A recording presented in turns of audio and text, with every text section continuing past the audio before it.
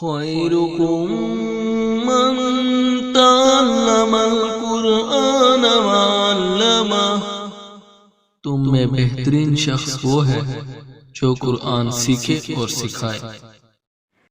السلام علیکم ورحمۃ اللہ وبرکاتہ۔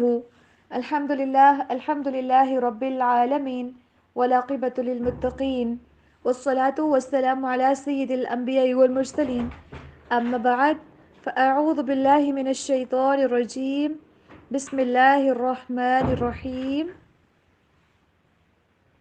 امید ہے کہ انشاءاللہ تمام اسٹوڈنٹس بخیر و عافیت ہوں گی اور آج کی کلاس کے لیے انشاءاللہ تیار ہوں گی کلام الہی کو ہولڈ کرنے کے لیے۔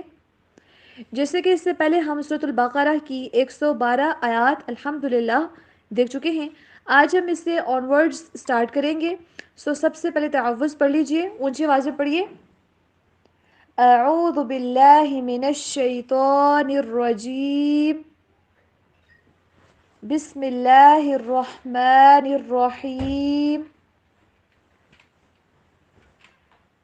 رولز اینڈ ریگولیشنز میں ساتھ اونچی آواز میں پریکٹس کیجیے۔ وقالت الیہود، واو کو ڈبلیو ساؤنڈ کے اوپر پڑھیے۔ وقالت الیہود، ہاں کی آواز کلیئر۔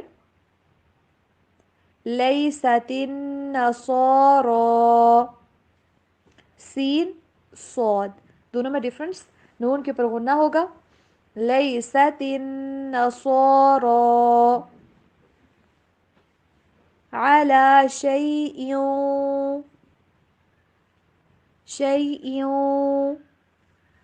وقالت النصارى لیست الیہود علی شیء وهم یتلون الکتاب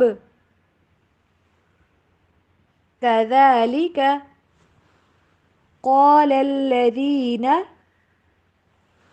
لا یعلمون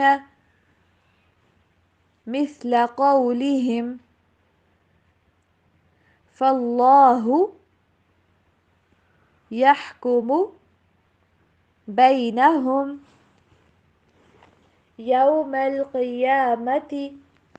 قاف کے نیچے زیر ہو تو اکثر لوگ اس کو کاف کو باریک پڑھ لیتے ہیں، قیامتی، اس کی صفات کہیں پہ کمپرومائز نہ ہو۔ قیامتی فیما کانو، کچھ لوگ ایسے پڑھتے ہیں فیما کانو، یہ فیما نہیں ہے، فیما کانو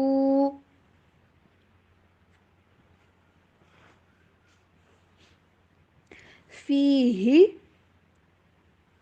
یختلفون۔ اب ہم دیکھیں گے انشاءاللہ ٹرانسلیشن۔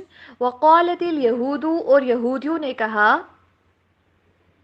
لیست النصارى، نہیں ہے عیسائی، علی شیء، کسی چیز پر، وقالت النصارى، اور نصارہ نے کہا، لیست الیہود، نہیں ہے یہودی، علی شیء، کسی چیز پر، وہم، حالانکہ وہ، یتلون الکتاب، پڑھتے ہیں کتاب، کذالک، اسی طرح، قال الذین، کہا ان لوگوں نے، لا یعلمون، جو علم نہیں رکھتے، مثل قولہم، ان جیسی بات، فاللہ، پھر اللہ تعالی،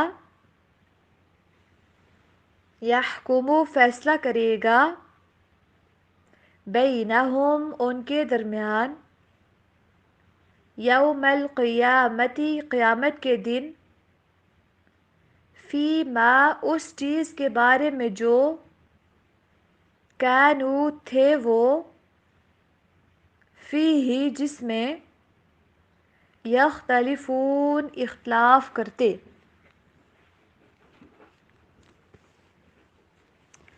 وقالت اليهود ليست النصارى على شيء وقالت النصارى ليست اليهود على شيء. ایک اور رویہ یہود و نصارہ کا کہ حالانکہ جو تورات ہے نا، تورات ہمیں پتہ ہے، سب سے پہلے ہمیں دو ٹرمز انڈرسٹینڈ کرنے کی ضرورت ہے. یہودی کون ہے؟ حضرت موسیٰ علیہ السلام کے پیروکار، ٹھیک ہے، جو کس کے فالوورز تھے؟ تورات کے. اور عیسائی یا پھر نصارہ، یہ کس کے پیروکار تھے؟ حضرت عیسیٰ علیہ السلام کے. اور یہ کس بک کو فالو کرتے تھے؟ انجیل کو، ٹھیک ہے.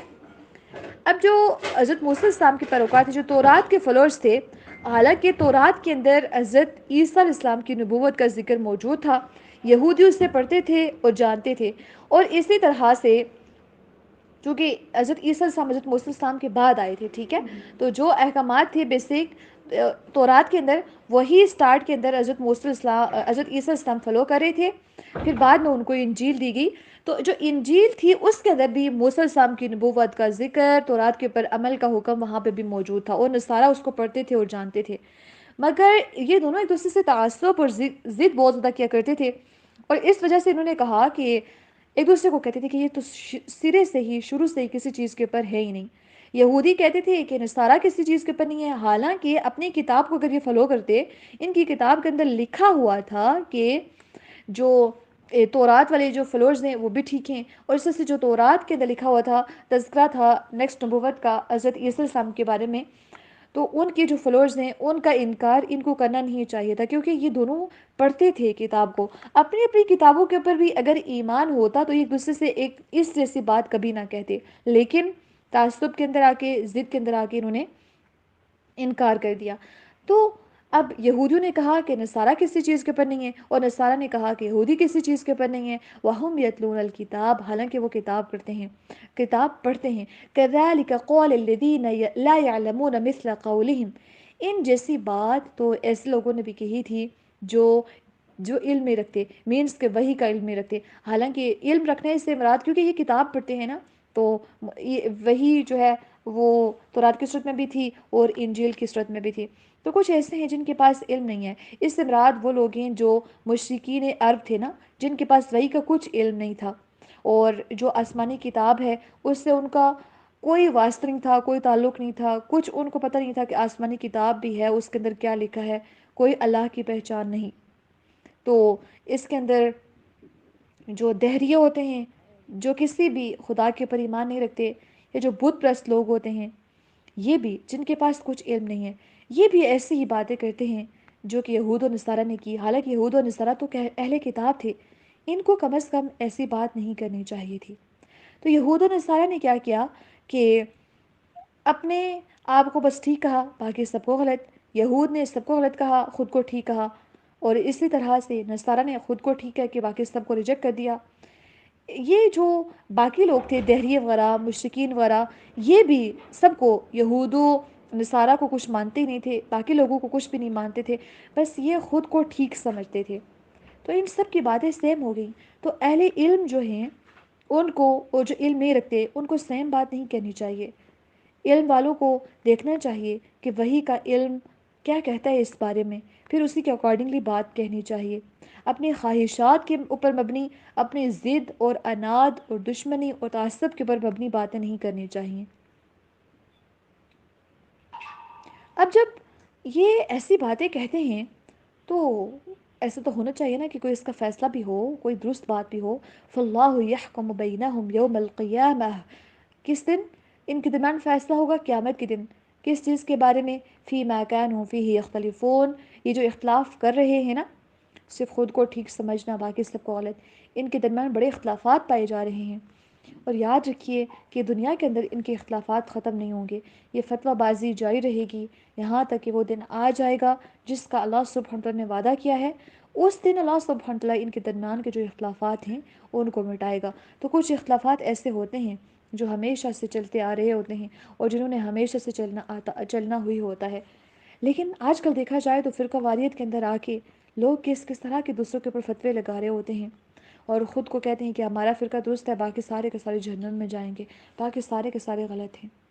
تو ہم نے فتوے بازی سے پرہیز کرنی ہے، حق بات کو پہنچانا ہے، حق بات کے اوپر عمل بھی کرنا ہے. اور دلائل کی اس صورت میں ہم نے بات کرنی ہے انشاءاللہ. ہم نے دوسروں کے اوپر حجت قائم کرنی ہے. باقی کو مانے نہ مانے، ہدایت دینا نہ دینا، یہ اللہ سبحانہ وتعالیٰ کے ذمہ ہے کہ اللہ سبحانہ وتعالیٰ جسے ہدایت دے دیں تو وہ قبول کر لے، اور جس کے مقدر میں نہیں لکھی ہوئی ہدایت وہ نہ قبول کرے. وَمَن وا کو پر پڑھا جائے گا. رال جسے پڑھتے ہیں نا، زبان کی نوک کو تھوڑا سا دانتوں سے باہر رکھے، اوپر والے سامنے والے دو دانت، اس طرح سے اس کو پر پڑھا جائے گا تو وا بن جائے گا. ٹھیک ہے. وَمَن أَظْلَمُ وَمَن أَظْلَمُ مِمَّن مَّنَعَ مساجد اللہ، اللہ کا نام پر، مساجد اللہ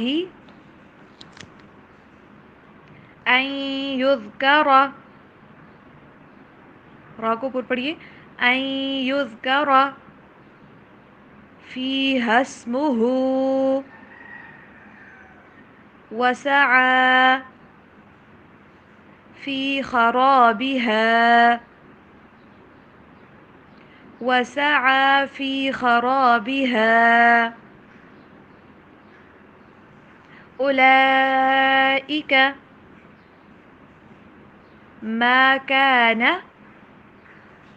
لهم أن يدخلوها إلا خائفين. خا کو پر پڑھیے، خا. لہم فی الدنیا، اکثر لوگ ان کی پرواز کو ہلا دیتے ہیں، دن، یہ والی آواز رہنی چاہیے. دنیا خزیون، خوا کو پر پڑھیے، خوا. ٹھیک ہے. خزیون وَلَهُمْ فِي الْآخِرَةِ عَذَابٌ عَظِيمٌ، ضا کو پر، عَذَابٌ عَظِيمٌ.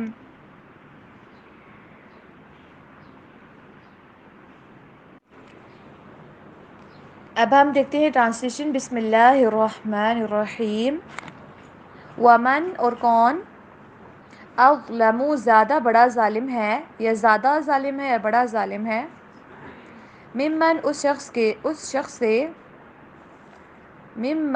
شخص سے جس نے منع روکا، مساجد اللہ اللہ کی مسجدوں سے، ان یذکر یہ کہ ذکر کیا جائے، فیہا ان میں، اسمہ اس کا نام، وسعى اور اس نے کوشش کی، فی خرابها ان کی بربادی کی، اولئک یہی لوگ ہیں، ما کانا نہیں ہے جائز یا نہیں ہے حق، لہم ان کے لیے یا ان کا، ان یدخلا کہ وہ اس میں داخل ہو جائیں، ان یدخلوها کہ وہ اس میں داخل ہوں،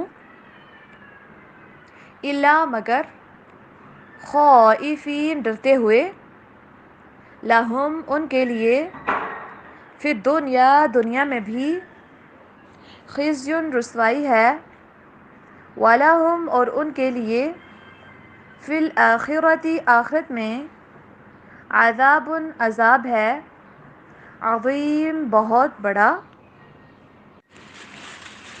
جیسے کہ اس سے پہلے ہم دیکھ رہے تھے وقالت اليهود ليست النصارى على شيء وقالت النصارى ليست اليهود على شيء وهم يتلون الكتاب، کہ ایک دوسرے کے اوپر یہ الزام تراشی کیا کرتے تھے کہ ہمارے علاوہ کوئی بھی جنت کے اندر نہیں جائے گا، ہمارے علاوہ کوئی بھی ایسا نہیں ہے جو حق کے اوپر ہو یا جو کسی بات کے اوپر ہو. تو اب دیکھیں کہ اپنے گروہ کو حق کے اوپر قرار دینا اور باقی سب کو اپنے علاوہ جو بھی ہیں سب کے سب کو غلط قرار دینے والے لوگ، ذرا اس بات کے اوپر بھی غور کریں کہ ایک تو یہ ظلم ہے، لیکن اب آپ ظلم تو کریں لیکن ایک بات کے اوپر غور کریں کہ ایک ایسا انسان یا ایسا گروہ جو کہ اللہ کے بندوں کو مسجد سے نکالتا ہو یا مسجدوں میں جانے سے یہ روکتا ہو کہ وہ لوگ جا کے اللہ تعالیٰ کا ذکر کریں، تو اللہ تعالیٰ کا ذکر مسجدوں میں کرنے سے، اللہ کا نام ان مساجد کے اندر لینے سے جو لوگ روکتے ہیں یا جو گروہ روکتا ہے اور وہ مسجدوں کی بربادی کی، انہیں ویران کرنے کی کوشش کرتا ہے، تو کیا یہ اس سے بڑا جرم نہیں ہے؟ اپنے گروہ کو تو ٹھیک قرار دیتے ہو لیکن دوسرے گروہوں کو غلط کہتے ہو، لیکن اس بات کے پر بھی غور کرو کہ تم سے بڑا ظالم کون ہے کہ تم مساجد سے روکتے ہو؟ اب کس کس نے مساجد سے روکا تھا؟ یہ مشرکین مکہ جو تھے نا، انہوں نے یہ کام کیا تھا۔ سب سے پہلے تو انہوں نے مسلمانوں کو مسجدوں سے مکہ سے نکال دیا، پھر جب مکہ میں داخل ہوئے واپس تو حج اور عمرہ کے لیے بھی آنے کی اجازت نہیں دی۔ پھر اس کے بعد جو نصارہ ہیں، نصارہ یعنی کہ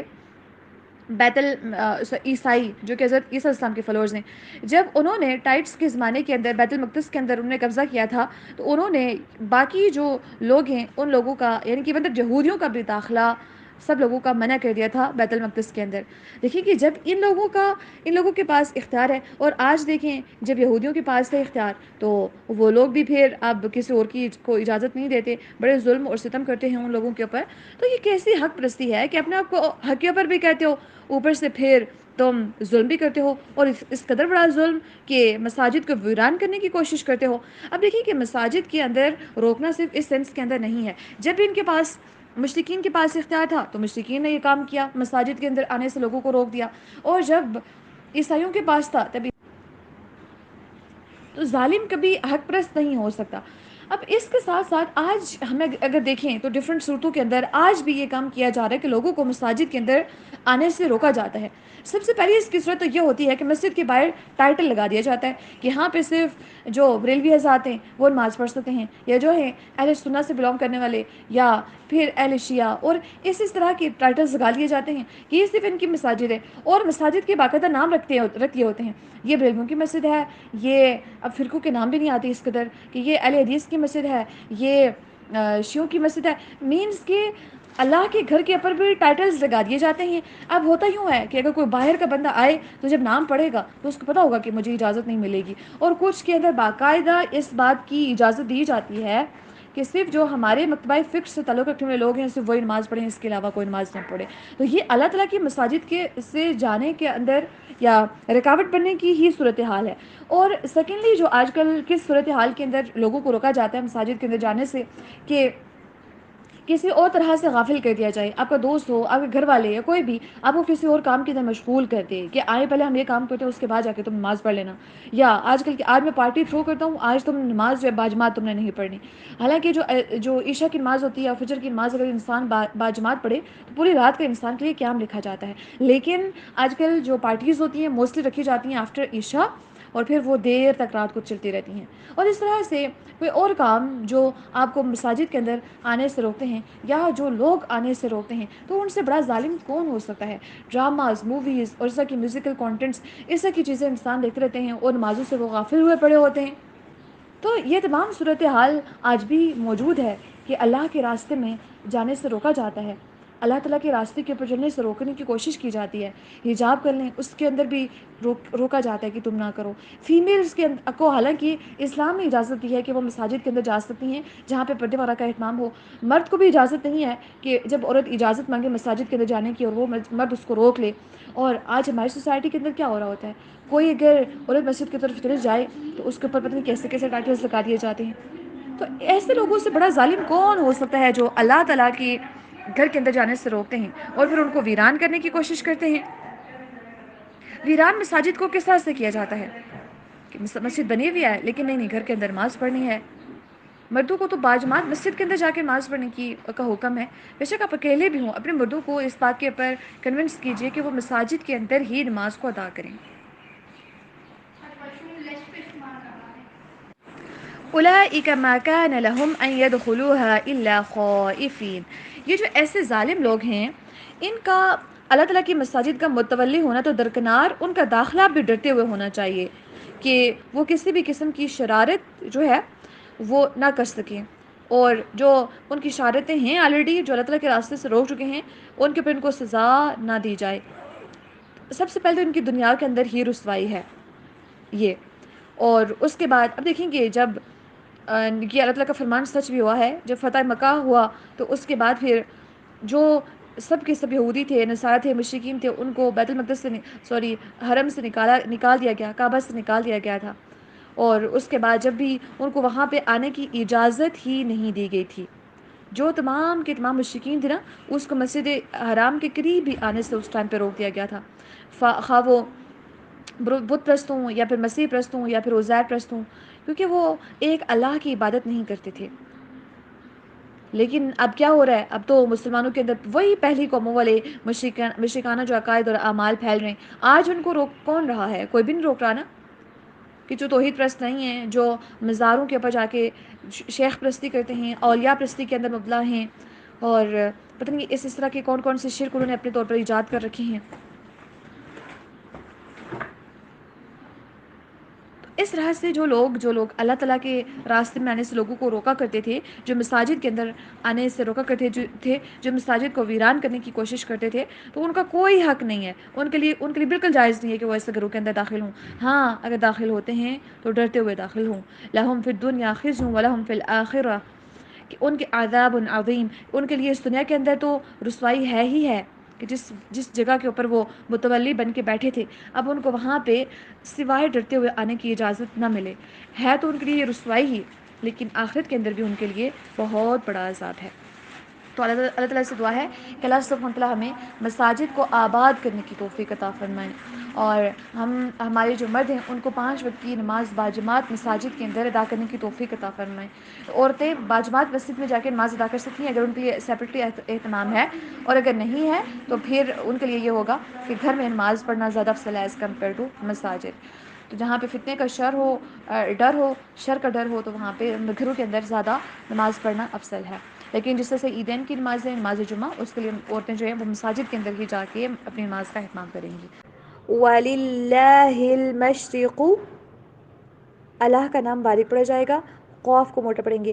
وَلِلَّهِ الْمَشْرِقُ وَالْمَغْرِبُ، وَالْمَغْرِبُ. اکثر لوگ غین کے پرواز کو ہلا دیتے ہیں. غین کو پر تو پڑھنا ہے لیکن اس کے پرواز ہلانی نہیں ہے. والمغرب، اور واؤ کو بھی صحیح طریقے سے ادا کیجیے جس سے اس کو ادا کرنے کا طریقہ کار ہے. ڈبلیو والی ساؤنڈ کے پر، نہ کہ وی والی ساؤنڈ کے پر. ہوا نہ کہ وا، ٹھیک ہے. وَلِلَّهِ الْمَشْرِقُ وَالْمَغْرِبُ فَأَيْنَمَا تُوَلُّوا فَثَمَّ وَجْهُ اللَّهِ. جیم کے اوپر کلکلا کریں گے، اللہ کا نام پر پڑھیں گے. وجہ اللہ، ان اللہ واسع علیم. وقالوا اتخذ اللہ، وقالوا تا کے پر زور دیں گے، خواہ کو پر پڑھیں گے. تاخوا، را کو بالکل نرمی کے ساتھ، ذا اور اللہ کا نام پر. ذا اللہ، وقالوا اتخذ اللہ ولدا، دا کے پر اخفا، ولدا سبحانہ، با کے پر کلکلا ہوگا، سب، اور آخر میں ہا کے آواز کلیئر، سبحانہ. بل لہ ما فی السماوات والارض کل لہ قانتون. بدیع السماوات والارض وَإِذَا قَضَى أَمْرًا إخفاء أَمْرًا فَإِنَّمَا يَقُولُ لَهُ كُن فَيَكُونُ. نون کے پر اخفاء، ٹھیک ہے. کن فیکون. اب ہم دیکھیں گے انشاءاللہ ٹرانسلیشن. بسم اللہ الرحمن الرحیم. وَلِلَّهِ الْمَشْرِقُ، اور اللہ ہی کے لیے ہے مشرق. وَالْمَغْرِبُ، اور مغرب. فَأَيْنَمَا پھر جہاں کہیں، تُوَلُّو تم پھرو، فَثَمَّ پھر وہیں، وجہ اللہ اللہ کا چہرہ ہے، ان اللہ بے شک اللہ تعالی، واسع وسعت والا، علیم سب کچھ جاننے والا ہے۔ وقالوا اور انہوں نے کہا، اتخذ اللہ اللہ نے بنا لی، ولدا اولاد، سبحانہ وہ پاک ہے، بل لہ بلکہ اسی کے لیے ہے، ما فی السماوات جو کچھ آسمانوں میں ہے، والارض اور زمین میں، کل سب کے سب، لہو اسی کے، قانتون فرمانبردار ہیں، بدیع السماوات وہ ایجاد کرنے والا ہے آسمانوں کو، والارض اور زمین کو، وَإِذَا اور جب، قضا وہ فیصلہ کرتا ہے، امرا کسی کام کا، فَإِنَّمَا پھر بے شک، یقول وہ کہتا ہے، لہو اسے، کن ہو جا، فیکون پھر وہ ہو جاتا ہے۔ وقال الذین قاف کو موٹا کر کے پڑھیں گے، وقال الذین لا يعلمون عین کے بعد لا يعلمون لولا یکلمنا اللہ اللہ کا نام پر یکلمنا اللہ او تأتینا آیہ آخر میں ہا کے بعد آیاتن ایسے نہیں آیہ کذالک قال الذین ذال کو اکثر اسٹوڈنٹس لذینہ میں زا زا زا یہ والی ساؤنڈ کے ساتھ پڑھتے ہیں، حالانکہ یہ پڑھا جاتا ہے ذال ذال ذال، قال الذین اور اکثر ایسے اسٹوڈنٹس پڑھتے ہیں لذینہ نا لمبا کر لیتے ہیں، نا اور نا میں بہت فرق ہے، من قبلہم میں کے اوپر اخفا، ہم کے اوپر غنہ، قاف کے اوپر پڑھا جائے گا، با کے اوپر قلقلہ، من قبلہم مثل قولہم، فا کو نرم پڑھیے، مثل قولہم، تشابہت قلوبہم، قد دال کے اوپر قلقلہ، قد بینا الآیات لقوم یوقنون، انا ارسلناک بالحق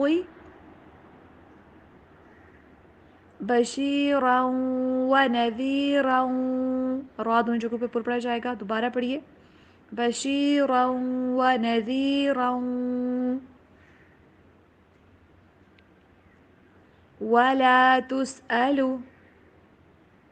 عن، اس کو اکثر اسٹوڈنٹس پڑھتے ہیں ان نہیں ہے، عن اصحاب الجحیم، ہا کے بعد کلیئر۔ اب ہم دیکھیں گے انشاءاللہ ٹرانسلیشن۔ بسم اللہ الرحمن الرحیم۔ وقال الذین اور کہا ان لوگوں نے، لا یعلمون جو علم نہیں رکھتے، لولا کیوں نہیں، یکلمنا اللہ ہم سے بات کرتا اللہ تعالی، او تأتینا یا کیوں نہیں لاتا تو ہمارے پاس، آیہ کوئی نشانی، کذالک اسی طرح، قال الذین کہا ان لوگوں نے، من قبلہم جو ان سے پہلے تھے، مثل قولہم ان جیسی بات، تشابہت ایک دوسرے کے جیسے ہو گئے یا ایک دوسرے جیسے ہو گئے، قلوبہم ان کے دل، قد بینا تحقیق ہم نے واضح کر دیں، الآیات نشانیاں یا آیات، لقوم یوقنون یقین رکھنے والے لوگوں کے لیے، انا بے شک ہم نے،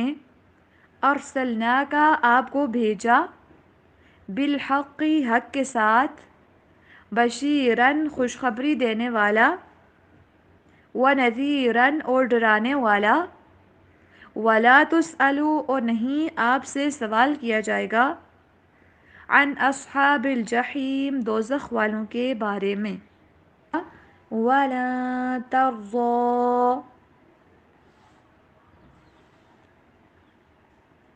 را کے پر آواز ہلنی چاہیے، ترضى عنك اليهود، نون کے پر ہوگا اخفا، عنك اليهود ولا النصارى حتى تتبع ملتهم، قل إن هدى الله هو الهدى ولئن اتبعت اہواءہم، دو جگہوں پہ ہا اور واو کی آواز ٹھیک ہونی چاہیے، اہواءہم بعد الذی الذی دال کی آواز نرمی سے ادا کیجیے گا، جاءک من العلم ما لک من اللہ من ولی ولا نصیر،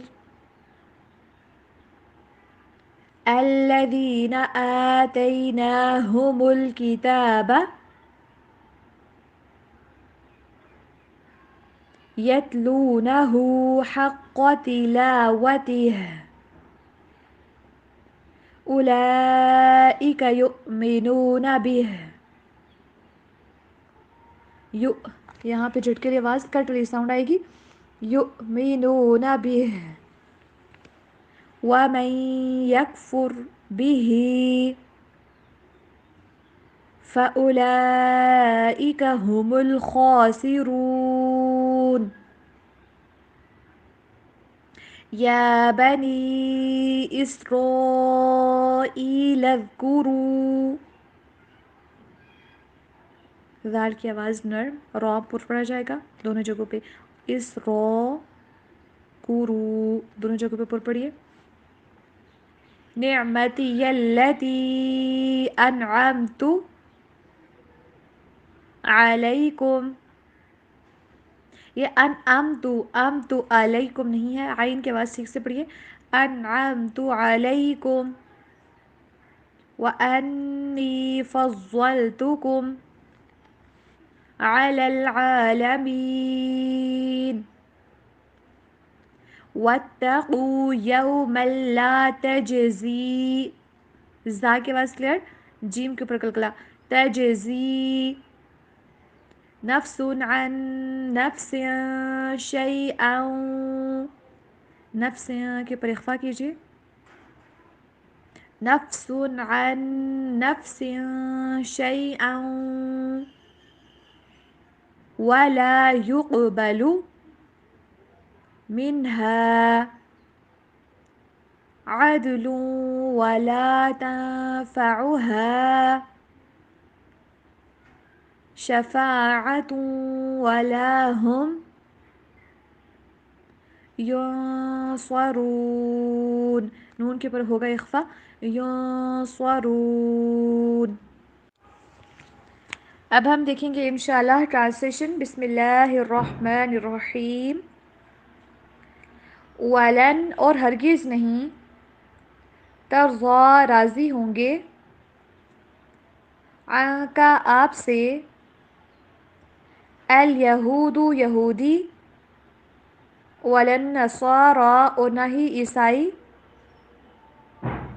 حتی یہاں تک کہ تتبع آپ صلی اللہ علیہ وسلم پیروی کریں یا آپ پیروی کریں، ملتہم ان کے دین کی یا ان کی ملت کی، قل آپ کہہ دیجئے، ان ہدی اللہ بے شک اللہ تعالیٰ کی ہدایت، هو الہدا وہی اصل ہدایت ہے، وَلَئِنِ اتَّبَعْتَ اور یقیناً اگر تو نے پیروی کی، اہواءہم ان کی خواہشات کی، بعد الذی اس کے بعد جو جاءک آ چکا آپ کے پاس، من العلم علم، ما لک نہیں ہے آپ کے لیے یا نہیں ہوگا آپ کے لیے، من اللہ اللہ کے مقابلے میں، من ولی کوئی دوست، ولا نصیر اور نہ کوئی مددگار، الذین وہ لوگ، آتیناہم جنہیں ہم نے دی، الکتابہ کتاب، یتلونہ وہ اسے پڑھتے ہیں، حق تلاوتہ جیسے اسے پڑھنے کا حق ہے، اولئک یہی لوگ، یؤمنون ایمان لاتے ہیں، ومن یکفر اور جو کوئی انکار کرے یا کفر کرے، بھی اس کے ساتھ یا اس کا، فاولئک تو یہی لوگ، ہم الخاسرون نقصان اٹھانے والے ہیں، یا بنی اسرائیل اذکروا اے بنی اسرائیل تم یاد کرو، نعمتی التی میری ان نعمتوں کو جو، انعمت میں نے انعام کی، انعمت میں نے انعام کی، علیکم تم پر، وانی فضلتکم اور بے شک میں نے تمہیں فضیلت دی، علی العالمین جہان والوں پر، واتقوا اور تم ڈرو، یوماً اس دن سے، لا تجزی نہیں کام آئے گی یا نہیں کام آئے گا، نفس کوئی جان یا کوئی شخص، عن نفس کسی جان کے یا کسی شخص کے، شیئا کچھ بھی، ولا یقبل اور نہیں قبول کیا جائے گا، منہا ان سے، عدل کوئی فدیہ، ولا تنفعها اور نہیں نفع دے گی اسے یا انہیں، شفاعت کوئی سفارش، ولا ہم اور نہ ہی وہ، ینصرون مدد کیے جائیں گے۔ وَلِلَّهِ الْمَشْرِقُ وَالْمَغْرِبُ فَأَيْنَمَا تُوَلُّوا فَثَمَّ وَجْهُ اللَّهِ إِنَّ اللَّهَ وَاسِعٌ عَلِيمٌ۔ اس آیت مبارکہ کا ہرگز یہ مطلب نہیں ہے کہ ہم قبلہ کی طرف منہ نہ موڑے نماز کے اندر۔ کچھ لوگ یہ سمجھتے ہیں کہ شاید اس کا مطلب یہ ہے کہ جس طرف بھی رخ کریں اللہ تعالیٰ کا چہرہ وہیں پہ ہے، لہٰذا نماز کے اندر قبلے کی طرف رخ کرنے کی ضرورت نہیں ہے، بلکہ جو خاص صورتیں ہیں ان کے اندر قبلہ کی پابندی کرنا لازمی ہے، کیونکہ اس سے پہلے بھی جو ظالموں کا ذکر ہوا ہے جو اللہ تعالیٰ کی مسجدوں سے روکتے تھے، یعنی ان ظالموں کی اللہ تعالیٰ کی مسجدوں سے روکنے اور انہیں ویران کرنے کی کوشش جو ہے وہ اللہ تعالیٰ کی عبادت کے اندر رکاوٹ نہیں بن سکتی۔ اس کا یہاں پہ تذکرہ ہے کہ مشرق اور مغرب جو ہیں ان کا مالک اللہ سبحانہ وتعالیٰ ہے، تو اگر انسانوں کو قبلہ کی طرف رخ کرنے میں کوئی دشواری ہوتی ہے یا دشمن کا خوف ہوتا ہے یا بھی ایسی سچویشن ہو جاتی ہے کہ ہمیں قبلہ معلوم ہی نہ ہو کہ قبلہ ہے کس طرف، تو جس طرف بھی انسان منہ کرے اس طرف پھر وہ مڑ کے نماز پڑھ لے تو اس کی نماز ہو جاتی ہے۔ اسی طرح سے ہمیں کیسے پتہ چلتا ہے کہ جب دشمن کا خوف ہو پھر اگر ہم کسی بھی طرف مڑ کے نماز پڑھے نماز ہو جائے گی؟ سنن ابی داؤد میں آتا ہے کہ رسول اللہ صلی اللہ علیہ وسلم نے عبداللہ بن انیس رضی اللہ عنہ کو بھیجا تھا کہ وہ خالد بن سفیان کو قتل کر دیں، کیونکہ وہ رسول اللہ صلی اللہ علیہ وسلم کے مقابلے میں فوج کو جمع کر رہا تھا۔ وہ انہیں عرفات میں نظر آیا یا پھر ارنا کے مقام پر، جہاں پہ حضرت عبداللہ بن انیس رضی اللہ عنہ کا چہرہ کعبہ کے مخالف سمت میں تھا، یعنی کہ ان کی پیٹھ کعبہ کی طرف تھی اور ان کا منہ دوسری طرف تھا۔ اب ہوا یوں کہ جب اس کو قتل کرنے کے لیے جا رہے تھے تو ادھر عصر کا وقت ہو گیا، انہوں نے نماز فوت ہونے کے خدشے کے پیش نظر دشمن کی طرف چلتے چلتے ہی نماز پڑھ لی اور پھر جا کر اس کو قتل کر دیا۔ اس طرح سے سفر کی حالت میں، یعنی کہ دیکھیں کہ انہوں نے قبلے کی بالکل اپوزٹ سائڈ پہ مڑ کے نماز ادا کی ہے. نماز یہ خوف کی حالت میں نماز ہوتی ہے. دوسرا دشمن ان کے سامنے تھا, وہ صرف چل بھی رہے تھے لیکن نماز نہیں چھوڑی, نماز ادا کی. اللہ اکبر. تو جب انسان کو دشمن کا خوف ہو, کوئی بہت زیادہ مشکل ہے یا قبلے کا بالکل پتہ ہی نہیں ہے, تو اسلام وہاں پہ انسانوں کو باؤنڈ نہیں کرتا, ظلم نہیں کرتا کہ انسان پریشان ہو کے بیٹھ جائے کہ اب کیسے نماز ادا کی جائے. اس طرح سے جو فرضی نماز ہوتی ہے اس سے تو سواری سے اترنا لازمی ہوتا ہے. ہاں جو نفل نماز ہے وہ سواری کے اوپر بھی ہو جاتی ہے. اور اب ہمیں کس طرح سے فرضی نماز کو سواری کے اوپر پڑھنا ہوتا ہے. جب ہم نماز کو سٹارٹ کریں, سواری کا رخ ہم قبلے کی طرف کریں, نماز کو سٹارٹ کریں, اس کے بعد سواری جس طرف چلی جاتی ہے بے شک اس کا رخ قبلے کی طرف نہیں ہے تب بھی نماز ہو جائے گی. لیکن جو فرض نماز ہے اس کے لیے سواری سے اترنا لازم ہے, وہ سواری کے اوپر نہیں پڑھی جائے گی. تو سفر کی حالت میں جو کہ نفل نماز جو ہے اس کے متعلق اجازت ہے کہ وہ سواری کے اوپر پڑھ لی جائے, خاص سواری کا رخ کسی بھی جانب ہو. لیکن جب نماز شروع کی ہے تب سواری کا رخ جو کعبہ ہے, خانہ کعبہ یا قبلہ, اس کی طرف ہونا چاہیے. ابن عمر رضی اللہ عنہ فرماتے ہیں کہ مکہ سے مدینہ کی طرف آتے ہوئے رسول اللہ صلی اللہ علیہ وسلم اپنی اونٹنی پر نفل نماز پڑھتے رہتے تھے.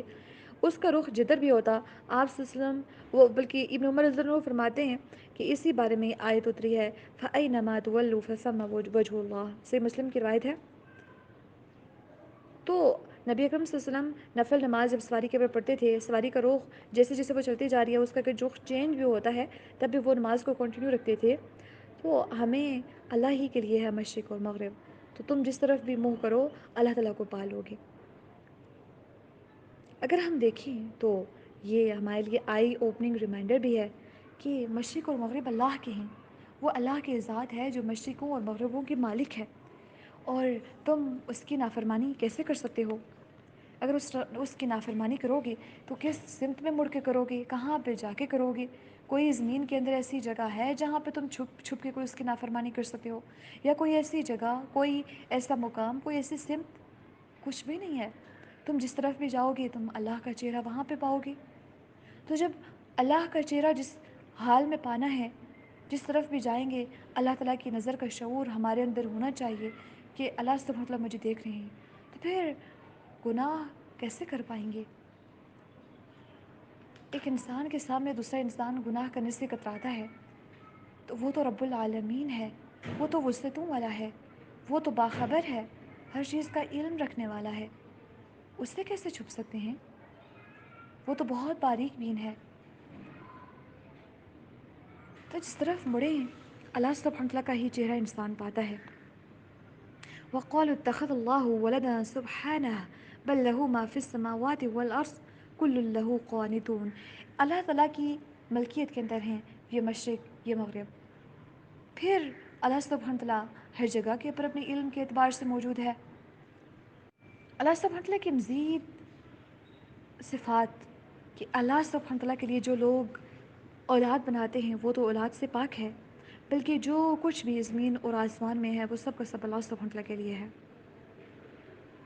اب اللہ کے راستے سے جو لوگ روکتے ہیں اللہ تعالیٰ کی مساجد کے اندر جانے سے, ان لوگوں کا ایک اور ظلم یہ بھی ہے کہ انہوں نے یہ بھی کہا تھا کہ اللہ تعالیٰ نے کوئی اولاد بنا کے رکھی ہے.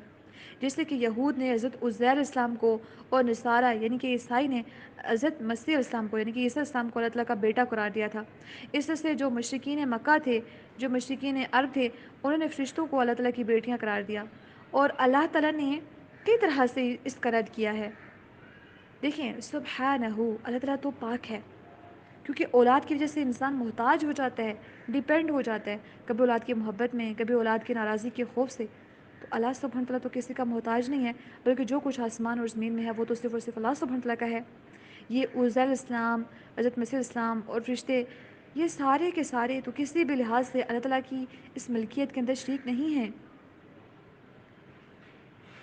تو یہ تو ساری اللہ تعالیٰ کی مخلوق ہیں. تو مخلوق کس طرح سے خالق کا مقابلہ کر سکتی ہے؟ مخلوق کو کس طرح سے خالق کا درجہ دیا جا سکتا ہے؟ ایک انسان جو بنانے والا ہے اور ایک انسان جسے بنایا گیا ہو, ان دونوں کو کیسے برابر کھڑا کیا جا سکتا ہے, چاہے انسان ہو چاہے فرشتہ ہو؟ تو انسانوں کو مخلوق کے برابر کیسے لا کے کوئی انسان کھڑا کر سکتا ہے؟ یہ تو بہت بڑی جہالت کی بات ہوگی اگر ایسا کیا جائے تو انہوں نے بہت بڑا ظلم کیا ہے ایسا کر کے بھی. کل اللہ قانتون، یہ تو سارے کے سارے اللہ سبحانہ وتعالیٰ کے لیے فرما بردار ہیں.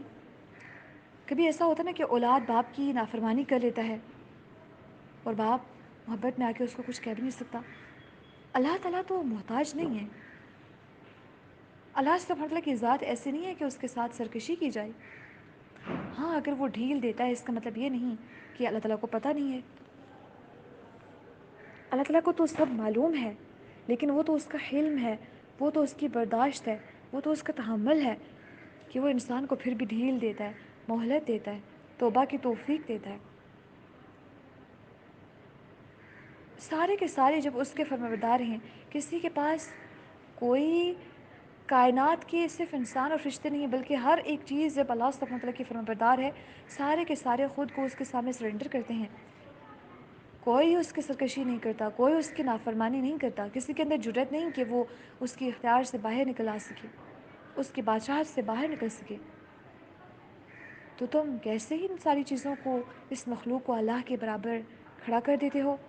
وہ تو اس سب چیزوں سے پاک ہے. بلکہ بدیع السماوات والارض، وہ تو ایجاد کرنے والا ہے، سب سے پہلے بنانے والا ہے آسمانوں اور زمینوں کو. دیکھیں، زمین اور آسمان کو بدیع کا مطلب ہوتا ہے بغیر کسی مادے یا نمونے کے پیدا کرنے والا. یہ چوتھی دلیل ہے، کیونکہ بیٹا جو ہوتا ہے باپ کا نمونہ ہوتا ہے، جبکہ اللہ تعالیٰ نے تو ہر ایک چیز کو بغیر نمونے کے پیدا کیا ہے.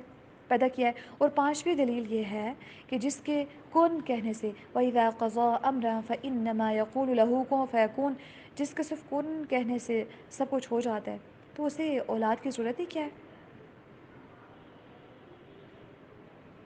اور کچھ لوگ ایسے بھی ہیں جو رسولوں کو اللہ کا نور کہتے ہیں کہ یہ اللہ کا نور ہے یا نوری مخلوق ہیں، حالانکہ قرآن مجید میں واضح آتا ہے کہ یہ بشر ہیں. تو یہ جو ظلم کرنے والے لوگ ہوتے ہیں، اللہ تعالیٰ کے راستے سے روکنے والے لوگ ہوتے ہیں، یہ مختلف طریقے اپناتے ہیں، کبھی ایک طریقے سے، کبھی دوسرے سے، کبھی طریقے سے. اور اللہ تعالیٰ نے ان سب کی یہ جو دلائل پیش کرتے ہیں اپنی طرف سے، یا الاجیکل باتیں کرتے ہیں، یا اپنی جو چھوٹی سی عقل ہے، ناقص سی، کمزور سی، نیرو سی، شیلو سی، اس کو جب یوز کرتے ہوئے جب یہ اللہ سبحانہ وتعالیٰ کے بارے میں ایسی باتیں کرتے ہیں جو کہ اللہ تعالیٰ کا حق نہیں ہے، ناحق باتیں کرتے ہیں، جھوٹ باندھتے ہیں اللہ تعالیٰ کی ذات کے اوپر، تو اللہ سبحانہ وتعالیٰ نے ان کا جواب دیا ہے کہ اللہ کے لیے ہے مشرق اور مغرب. تم جہاں کہیں پہ بھی چہرہ کرو، تم اسی کے چہرے کو پانے والے ہو. اور وہ بڑا وسعتوں والا ہے، سب کچھ جاننے والا ہے. اس کی کوئی اولاد نہیں ہے، وہ اولاد سے پاک ہے، وہ محتاجی سے پاک ہے. زمین اور آسمان اسی کے ہیں، زمین اور آسمان میں سب کچھ جو ہے وہ اسی کا فرمانبردار ہے. وہ زمین اور آسمان کو ایجاد کرنے والا ہے، پہلی مرتبہ بغیر کسی نمونے کے پیدا کرنے والا ہے.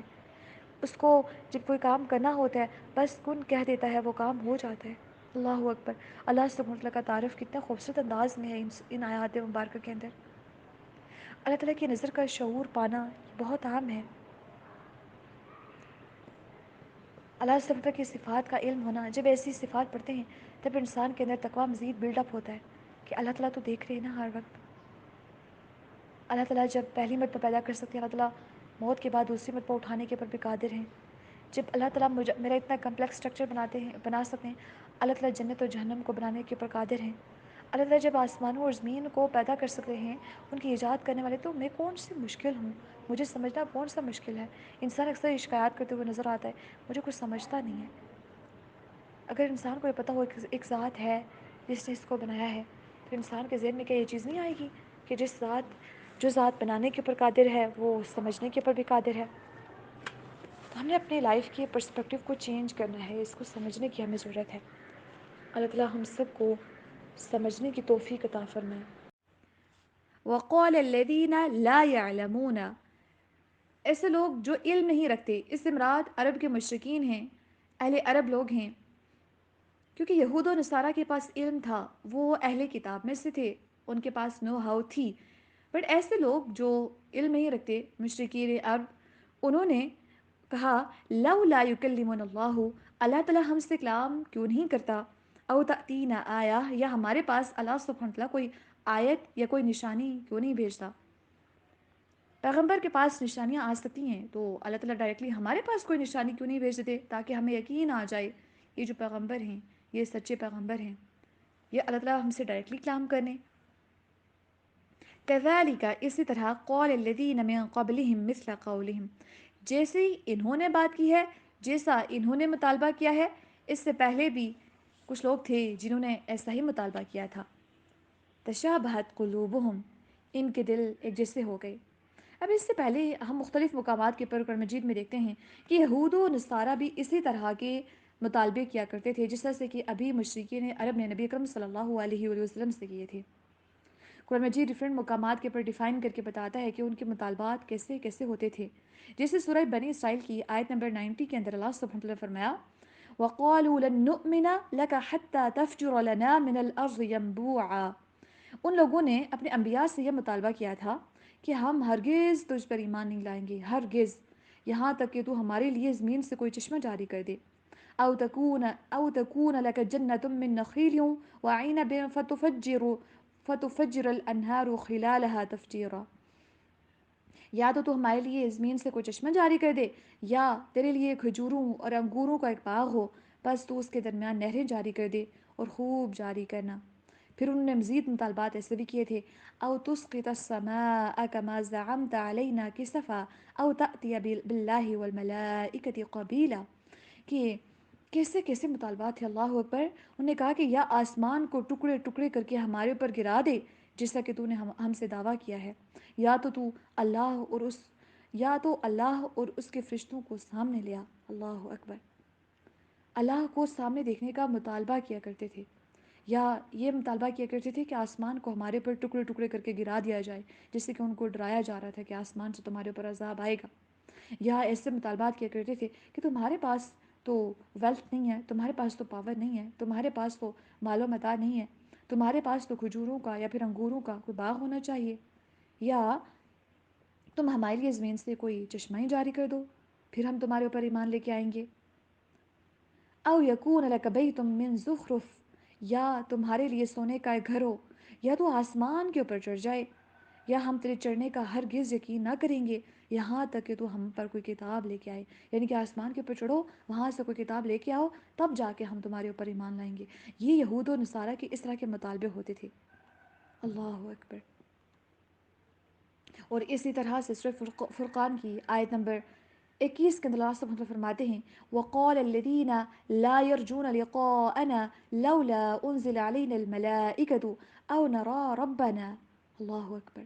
انہوں نے کہا کہ جو لوگ اللہ تعالیٰ سے ملاقات کی امید نہیں رکھتے، انہوں نے کیا مطالبہ کیا؟ لولا انزل علینا الملائکہ، کہ ہمارے پر فرشتے کیوں نہیں اتارے گئے، یا او نرا ربنا، یا ہم اپنے رب کو دیکھتے۔ انہوں نے بھی ایسے مطالبے کیے تھے۔ اس طرح سے سورۃ المدثر کی آیت نمبر 52 کے اندر انہوں نے کیا مطالبہ کیا؟ بل یرید کل امرئ منہم ان یؤتی صحفا منشرہ، بلکہ ان میں سے ہر ایک آدمی چاہتا ہے کہ اسے کھلے صحیفے دیے جائیں۔ تو ان کا بھی ایسا مطالبہ تھا کہ ہمیں بھی کچھ ایسی نشانیاں دی جائیں، ہمیں بھی کوئی ایسی بات بتائی جائے، یا ایسی ہمارے پاس کوئی دلیلیں آ جائیں جس کی وجہ سے ہمیں یقین آ جائے، یا پھر اللہ تعالیٰ ہم سے ڈائریکٹلی خود کلام کرے۔ تو اللہ سبحانہ وتعالیٰ نے فرمایا کہ اس سے پہلے بھی کچھ لوگ ایسے تھے جن کے اوپر جو ایسا مطالبہ کر چکے ہیں، ان کے دل ایک دوسرے جیسے ہو گئے ہیں۔ تحقیق ہم نے آیات کو ان لوگوں کے لیے جو یقین رکھتے ہیں کھول کھول کر واضح کر کے بیان کر دیا ہے۔ جو لوگ یقین نہیں رکھتے وہ پھر اس طرح کے مطالبے کریں گے۔ انا ارسلناک بالحق بشیرا ونذیرا، ہاں اگر یہ مانتے نہیں ہیں آپ کی بات کو، اتنی واضح نشانیوں کو جھٹلاتے ہیں، اتنے واضح دلائل کو جھٹلا دیتے ہیں، تو یاد رکھیں ہم نے تو صرف آپ کو خوشخبری سنانے والا اور ڈرانے والا بنا کے بھیجا ہے۔ اچھے اعمال کرنے والوں کو آپ خوشخبری دیجئے اور برے اعمال کرنے والوں کو آپ ڈرائیے۔ ولا تسألوا عن اصحاب الجحیم، اور آپ سے جہنم والوں کے بارے میں سوال نہیں کیا جائے گا، آگ والوں کے بارے میں آپ سے سوال نہیں کیا جائے گا۔ اللہ سبحانہ وتعالیٰ سے دعا ہے کہ اللہ سبحانہ وتعالیٰ تمام نشانیوں کو پہچاننے کی توفیق عطا فرما دیں، اور اس کے بعد جو لوگ یقین رکھتے ہیں اللہ سبحانہ وتعالیٰ کے اوپر، ایسے لوگوں کے اندر ہم سب کو شامل فرما دیں۔ آمین ثم آمین۔ اللہ سبحانہ وتعالیٰ اس قرآن کو، اس کو صحیح فہم نصیب فرما دیں، قرآن کے اوپر عمل کرنا نصیب فرما دیں، گناہوں سے بچنے کی اور نیکیوں کے راستوں کے اوپر چلنے کی توفیق عطا فرما دیں۔ وَلَن تَرْضَىٰ عَنكَ الْيَهُودُ وَلَا النَّصَارَىٰ حَتَّىٰ تَتَّبِعَ مِلَّتَهُمْ۔ اس آیت مبارکہ کے اندر ہمیں سخت وعید نظر آتی ہے کہ اگر بالفرض رسول اللہ صلی اللہ علیہ وسلم بھی یہود و نصارہ کو خوش کرنے کے لیے ان کی خواہشات کے پیچھے لگ جائیں تو ان کے بھی بچنے کی کوئی صورت نہیں ہے۔ وَلَئِنِ اتَّبَعْتَ أَهْوَاءَهُمْ بَعْدَ الَّذِي جَاءَكَ مِنَ الْعِلْمِ مَا لَكَ مِنَ اللَّهِ مِن وَلِيٍّ وَلَا نَصِيرٍ۔ یہاں پہ اگرچہ نبی اکرم صلی اللہ علیہ وسلم کو مخاطب کیا جا رہا ہے کہ اگر آپ نے بھی ان کی خواہشات کی پیروی کی نا تو آپ کے لیے بھی کوئی اللہ کے ہاں یا اللہ کے مقابلے میں نہ کوئی دوست ہوگا اور نہ کوئی مددگار ہوگا۔ لیکن سمجھایا یہاں پہ امت کو جا رہا ہے۔ احوا کا مطلب ہوتا ہے خواہش۔ اب دیکھیں کہ یہود و نصارہ کے بارے میں جب ہم پڑھتے ہیں، جتنا ہم جانتے ہیں ان کے بارے میں، ان کے مختلف رویے تو ہمارے سامنے آ چکے ہیں۔ اس میں سے ایک رویہ ان کا یہ بھی تھا کہ انہوں نے اپنی خواہشات کو اپنا دین بنا لیا تھا۔ جو چیزیں ان کی مرضی کی ہوتی تھیں اس کو وہ قبول کرتے تھے، اور جو نہیں ہوتی تھیں، جو الہامی کتابوں کے اندر یا انبیاء کوئی ایسے پیغام اگر لے کے آ جاتے ہیں جو ان کی طبیعتیں نہیں چاہتی تھیں، اس کے اوپر ان کا رویہ کیا ہوتا تھا؟ یہی کہ وہ انبیاء کو قتل کر دیا کرتے تھے اور ان احکامات سے تکبر کیا کرتے تھے، اور اللہ سبحانہ وتعالیٰ کے احکامات کے مقابلے میں، انبیاء کی تعلیمات کے مقابلے میں کیا کیا کرتے تھے؟ اپنی طرف سے اپنی خواہشات کے مطابق جو ان کو لگتا تھا ان کے اکارڈنگلی کہ یہ بات ٹھیک ہے، اس کو وہ اپنا دین بنا کے اس کو فالو کرنے کی کوشش کیا کرتے تھے۔ اب اس کے رزلٹ میں کیا ہوا کہ انہوں نے اپنی خواہشات کو ہی دین بنا لیا۔ وَلَا تَرْضَىٰ عَنكَ الْيَهُودُ وَلَا النَّصَارَىٰ حَتَّىٰ تَتَّبِعَ مِلَّتَهُمْ۔ آپ جب تک ان کے دین کی پیروی نہیں کرتے، ان کی ملت کی پیروی نہیں کرتے، ان کا دین کیا ہے؟ ان کی خواہشات ہیں۔ تو جب تک آپ ان کی خواہشات کی پیروی نہیں کرتے وہ آپ سے راضی نہیں ہوں گی۔ سم ٹائمز یہود و نصارہ، بلکہ ہمیشہ یہ تو کبھی راضی نہیں ہوتے مسلمانوں سے جب تک کہ ان کو اپنے دین سے پھیر نہ دیں۔ لیکن کچھ انسان ہماری زندگی کے اندر بھی ایسے ہوتے ہیں جو سیدھے راستے کے اوپر چلنے کے اندر رکاوٹیں بنتے ہیں۔ وہ اگر انسان سیدھے راستے کے اوپر چلنے کی کوشش کرے اس سے کبھی راضی نہیں ہوتے، اس کو کبھی اپریشیٹ نہیں کرتے، اس کو کبھی کوئی دعا نہیں دیتے۔ الٹیمیٹلی جس انسان کا یہ بلیو ہوتا ہے کہ دوسرے لوگ مجھے سپورٹ کریں، دوسروں کی سپورٹ کے بغیر کوئی کام ممکن نہیں ہے، یا دوسروں کے اوپر بہت زیادہ ڈپینڈنٹ ہوتے ہیں، ان کو ہمیشہ موٹیویشن کی ضرورت ہوتی ہے، وہ پھر ان کے قدم ڈگمگانے لگتے ہیں۔ تو کچھ انسان ایسے ہوتے ہیں جو راضی کبھی بھی نہیں ہوتے جب تک ہم ان کی خواہشات کی پیروی کرنا سٹارٹ نہ کر دیں، اللہ کو چھوڑ کے ان کے احکامات کی ہم پیروی نہ کریں۔ اللہ سبحانہ وتعالیٰ ہمیں ایسے بندوں سے محفوظ رکھیں اور انسانوں کی خواہشات کے اوپر چلنے سے محفوظ رکھیں۔ کتنی ایسی بیویاں ہیں جو اپنے شوہر کے لیے کہتی ہیں کہ ہم بالوں کو کٹ کروا لیتے ہیں، ہم ڈریسنگ ایسی کرتے ہیں کیونکہ ہمارے شوہروں کو پسند ہے، اس کے علاوہ وہ ہم سے راضی نہیں ہوتے، ان کے لیے بہت کچھ قربانیاں دے دیتے ہیں۔ اپنی اولاد کو سم ٹائمز مار دیا جاتا ہے، کیوں؟ کیونکہ ہمارے ہسبینڈ خواہش نہیں رکھتے۔ اللہ سبحانہ وتعالیٰ کے احکامات کو پامال کیا جاتا ہے، کیوں؟ کیونکہ آپ کے ہسبینڈ اس چیز کا خیال نہیں رکھتے، وہ آپ کو پردے کے اندر دیکھنا نہیں چاہتے، اس لیے میں پردہ نہیں کرتی۔ اللہ اکبر! کیا ایسے ہسبینڈز کا رویہ یہود و نصارہ کی طرح نہیں ہے کہ بس اپنی خواہشات کی پیروی کے اوپر لگانا چاہتے ہیں؟ جیسے میرا دل کہتا ہے، دل تو بہت کچھ کہتا ہے، اور وہ بہت کچھ انسان کو جہنم کی آگ تک پہنچا سکتا ہے۔ کیا ہم جہنم کی آگ کے اندر جانے کے لیے تیار ہیں؟ اس چھوٹی سی زندگی کے اندر بھی دوسروں کی خواہشات کے اوپر چلیں گے؟ اللہ سبحانہ وتعالیٰ نے تو ہمیں ایسا دین دیا ہے جو تو ہمیں مخلوق کی اطاعت سے آزاد کرتا ہے، مخلوق کے آگے جھکنے سے ہمیں آزاد کرتا ہے۔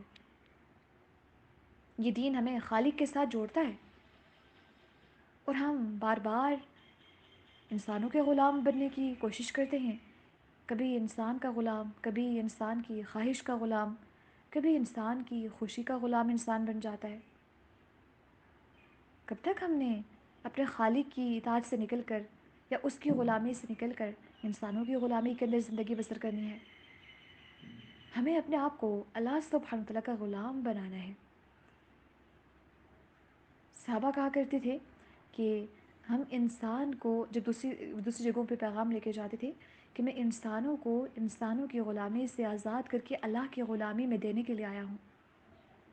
آج ہمارے کیا رویے ہوتے ہیں؟ اللہ کی غلامی سے بندوں کو نکالا جائے کسی طرح سے، ان کو کبھی اپنی خواہشات کی، کبھی دوسرے انسانوں کی خواہشات کی، کبھی اپنے موڈ کے مطابق یا اپنے موڈز کا غلام بنا دیا جائے، خوراک کا غلام بنا دیا جائے، کپڑوں کا غلام بنا دیا جائے۔ اللہ اکبر! کپڑوں کو کوئی مالک بنا کے انسان زندگی گزار رہا ہو، سونا جاگنا اٹھنا بیٹھنا کپڑوں سے شروع کپڑوں پہ ختم، کھانے سے شروع کھانے پہ ختم، گھر والوں سے شروع گھر والوں پہ ختم، اللہ کو درمیان میں سے نکال دے انسان، کیسی اس کی زندگی ہے؟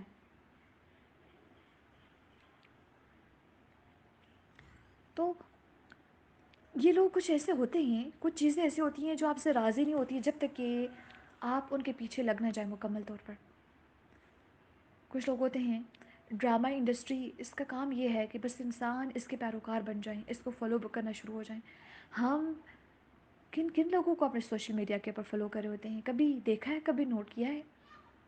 کبھی ایک کسی ایکٹر کو فالو کیا جا رہا ہے، کبھی ایک ایکٹریس کو فالو کیا جا رہا ہے، کبھی کسی میوزیشین کو فالو کیا جا رہا ہے، کبھی کسی آرٹسٹ کو فالو کیا جا رہا ہے۔ Home we people are following. اگر ہم ایسے لوگوں کو اپنا رول ماڈل بنائیں گے تو پھر رسول اللہ صلی اللہ علیہ وسلم کے آنے کا مقصد کیا تھا؟ یہ جو قرآن ہم نے اپنے ہاتھوں میں تھاما ہوا ہے، اس کا مقصد کیا رہ جاتا ہے پھر باقی؟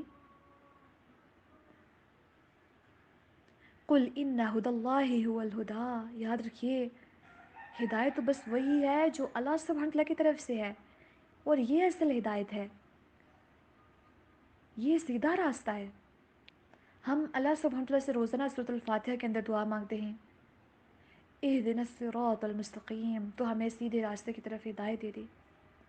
سیدھا راستہ تو وہ ہے جو اللہ سبحانہ وتعالیٰ نے دکھایا ہے، سیدھا راستہ قرآن و سنت کا راستہ ہے، اور ہم سیدھے راستوں کو تلاش کرتے ہیں ٹیڑھے راستوں کے اوپر پڑھ کے، ان خاردار جھاڑیوں کے پیچھے لگ کے، عارضی فائدے کے پیچھے لگ کے، دنیا کے دھوکے کے اندر آ کے، فانی انسانوں کے پیچھے لگ کے، فانی دنیا کے پیچھے لگ کے ہم اصل راستہ کھو دیتے ہیں۔ ہمیں اپنے اصل راستوں کو کھونا نہیں ہے، اور اصل راستہ قرآن و سنت کا راستہ ہے۔ قرآن کو تھامنا ہے، قرآن کے احکامات کو تھامنا ہے، سنت کو اپنانا ہے انشاءاللہ۔ اگر تو ایسا ہے کہ آپ ان کو راضی کرنے کے پیچھے لگ جاتے ہیں، تو بات یہ ہے، آپ اپنے ہسبینڈ کو راضی جتنا کر لیں اللہ تعالیٰ کی نافرمانی کے اندر آگے، وہ آپ سے کبھی راضی نہیں ہوں گے۔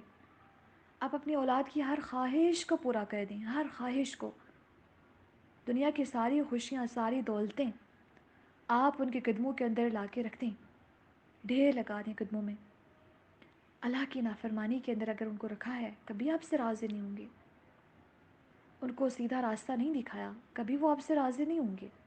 دنیا کے اندر آپ کو بے شک کہیں آپ بہت اچھی ہیں، آپ کے بہن بھائی، آپ کا رشتہ دار، آپ ان کے ہر ایک وش کا خیال رکھتے ہوں، آپ کے آس پاس کے لوگ دوست سارے آپ کو کہیں بہت اچھے ہیں، بٹ آخرت میں آپ سے دور بھاگ رہے ہوں گے، آپ کے بارے میں کہہ رہے ہوں گے کہ اس کو دگنا عذاب دیجیے کیونکہ اس نے ہمیں گمراہ کیا۔ وہ جو خوشیاں ان کو دینے کے لیے ہم کوشش کرتے تھے، الٹا عذاب بن کے ہمارے اوپر آئیں گی۔ تو اگر ان لوگوں کی خواہشات کی پیروی کرنا شروع کر دو گے، جیسے تمہیں سوسائٹی چاہتی ہے کہ تم ایسے بن جاؤ ایسے بن جاؤ، اگر تم ویسے بن گئے، یاد رکھو یہ سوسائٹی کبھی تم سے راضی نہیں ہوگی۔ الٹا کیا ہوگا؟ وَلَئِنِ اتَّبَعْتَ أَهْوَاءَهُمْ بَعْدَ الَّذِي جَاءَكَ مِنَ الْعِلْمِ، آپ کے پاس جب علم آ چکا ہے، اگر پھر بھی آپ نے ان کی خواہشات کی پیروی کی، مَا لَكَ مِنَ اللَّهِ مِن وَلِيٍّ وَلَا نَصِيرٍ، تو آپ کے لیے اللہ تعالیٰ کے ہاں کوئی دوست کوئی مددگار نہیں ہوگا۔ کس کو دوست بنا رہے ہو؟ اللہ کو چھوڑ کے جب اللہ کے ہاں تمہارا کوئی دوست نہیں ہے، کوئی مددگار نہیں ہے، کیا یہ یہود و نصارہ، کیا ان کے کلچر کو فالو کرنا، کیا انسانوں کی خواہشات کی پیروی کرنا، کیا اپنے دوستوں کی خواہشات کی پیروی کرنا، آس پاس کے لوگوں کی خواہشات کی پیروی کرنا آپ کو جہنم کی آگ سے بچا لے گا؟ اللہ کے مقابلے میں آگے یہ لوگ کھڑے ہوں گے کہ اللہ جی اس کو عذاب نہیں دینا بلکہ اس کی جگہ مجھے دیں؟ کبھی ایسا ہوگا؟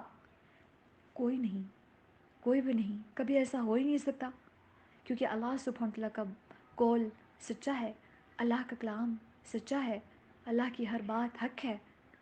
جب اللہ تعالیٰ نے بتا دیا ما لک من اللہ من ولی ولا نصیر، پھر کون ہے جو اللہ کے مقابلے میں آ کے تمہاری مدد کرے گا؟ کوئی نہیں۔ تو انسانوں کی خواہشات کی پیروی نہ کیجیے۔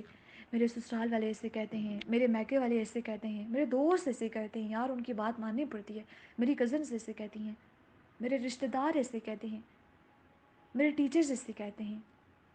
انسانوں کی خواہشات کی پیروی نہ کیجیے۔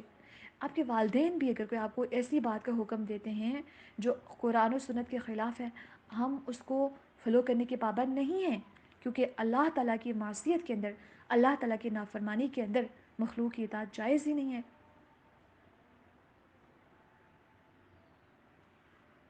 تو کسی بھی بدعتی کی جو بدعتیں ایجاد کرنے والا ہو، دین کے اندر نئی باتیں ایجاد کرنے والا ہو، سیدھے راستے سے گمراہ کرنے والا ہو، یا اپنی خواہشات کے مطابق ہمیں ڈھالنا چاہتا ہو، ایسی خواہشات رکھتا ہو جو اللہ سبحانہ تعالیٰ اور اس کے رسول صلی اللہ علیہ وسلم کے بالکل اپوزٹ ہیں، جیسے اللہ تعالیٰ نے ہم سے ڈیمانڈ نہیں کی، تو ان کی پیروی نہیں کرنی، بلکہ سیدھے راستے کے لیے ضروری ہے کہ قرآن کو سمجھا جائے، سنہ کو سمجھا جائے، تاکہ ہم سیدھے راستے کے اوپر چل سکیں۔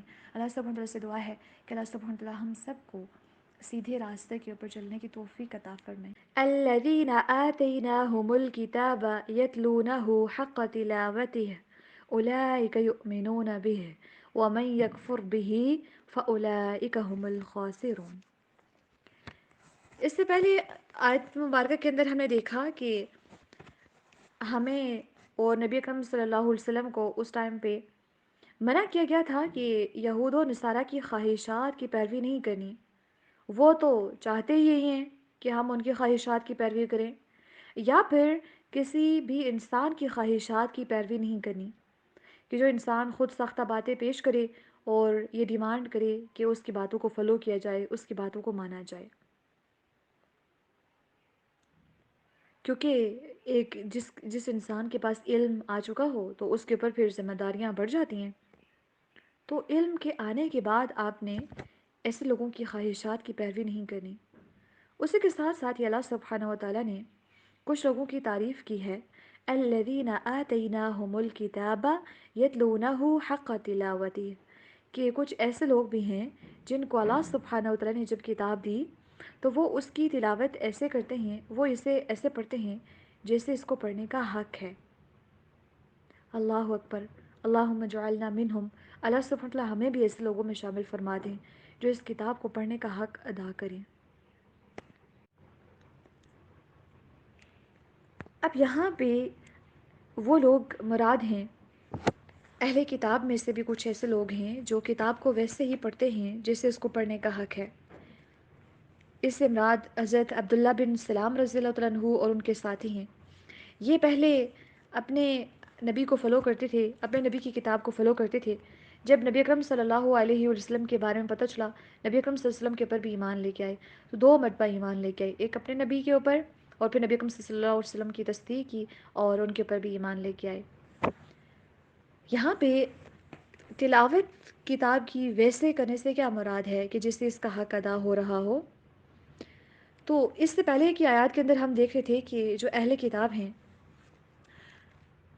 ان کے کیسے کیسے اعمال تھے، ان کے کیسے کیسے کارنامے تھے۔ اب ان کے رزلٹ میں اللہ سبحانہ تعالیٰ نے یہ بھی بتایا کہ کچھ جو لوگ ہیں ان میں سے وہ نیک اور پرہیزگار بھی ہیں۔ ایسی بات نہیں ہے کہ جو رویے تم ان کے پڑھ رہے ہو سارے کے سارے ایسے ہی تھے، نہیں، کچھ ان میں سے نیک بھی تھے۔ گویا کہ وہ کتاب کو اس طرح سے پڑھتے تھے جس سے اسے پڑھنے کا حق تھا۔ اس کا مطلب یہ ہے کہ اوبیسلی جب وہ اپنی کتابوں کو ٹھیک طریقے سے پڑھتے تھے تبھی جا کے تو وہ قرآن کے اوپر ایمان لے کے آئے نا، کیونکہ ان کی کتابوں کے اندر بتایا گیا تھا کہ آخری نبی ہوگا، اس کے اوپر آخری کتاب آئے گی، اس کی تصدیق وہ اس کی تصدیق کرنی ہے، کیونکہ وہ کتاب اس سے پہلے والی تمام کتابوں کی تصدیق کر رہی ہوگی۔ جن لوگوں نے حق کو سمجھا اور حق کو ادا کیا کتاب پڑھنے کا، تو ان کو حق ادا کرنے کے اندر یہ بھی چیزیں شامل تھیں ان کے، کہ انہوں نے آخری کتاب قرآن مجید کے اوپر ایمان لانا ہے۔ اور جن لوگوں نے حق ادا نہیں کیا، انہوں نے کیا کیا؟ انبیاء کو جھٹلا دیا، نبی اکرم صلی اللہ علیہ وسلم کے اوپر ایمان نہیں لائے، کبھی اللہ تعالیٰ کے فرشتوں کے ساتھ دشمنی باندھ لی۔ تو جن لوگوں نے کتاب کا حق ادا کیا، وہ تو قرآن کے اوپر بھی اسی کے نتیجے میں ایمان لے کے آئے۔ اس سے معلوم یہ ہوا کہ حق کے تلاوت سے مراد یہ ہوتا ہے کہ تحریف نہ کی جائے، چینجنگ نہ کی جائے۔ اکثر آپ نے دیکھا ہوگا تجوید بہت ضروری ہے سیکھنی، کیوں؟ کیونکہ اگر ٹھیک طریقے سے نہیں پڑھتے، موٹا قاف کو کاف پڑھیں گے، تا کو تو، تو کو تا پڑھیں گے، سین کو صاد، صاد کو سین پڑھیں گے، تو الفاظ کے مطلب ٹوٹلی چینج ہو جاتے ہیں۔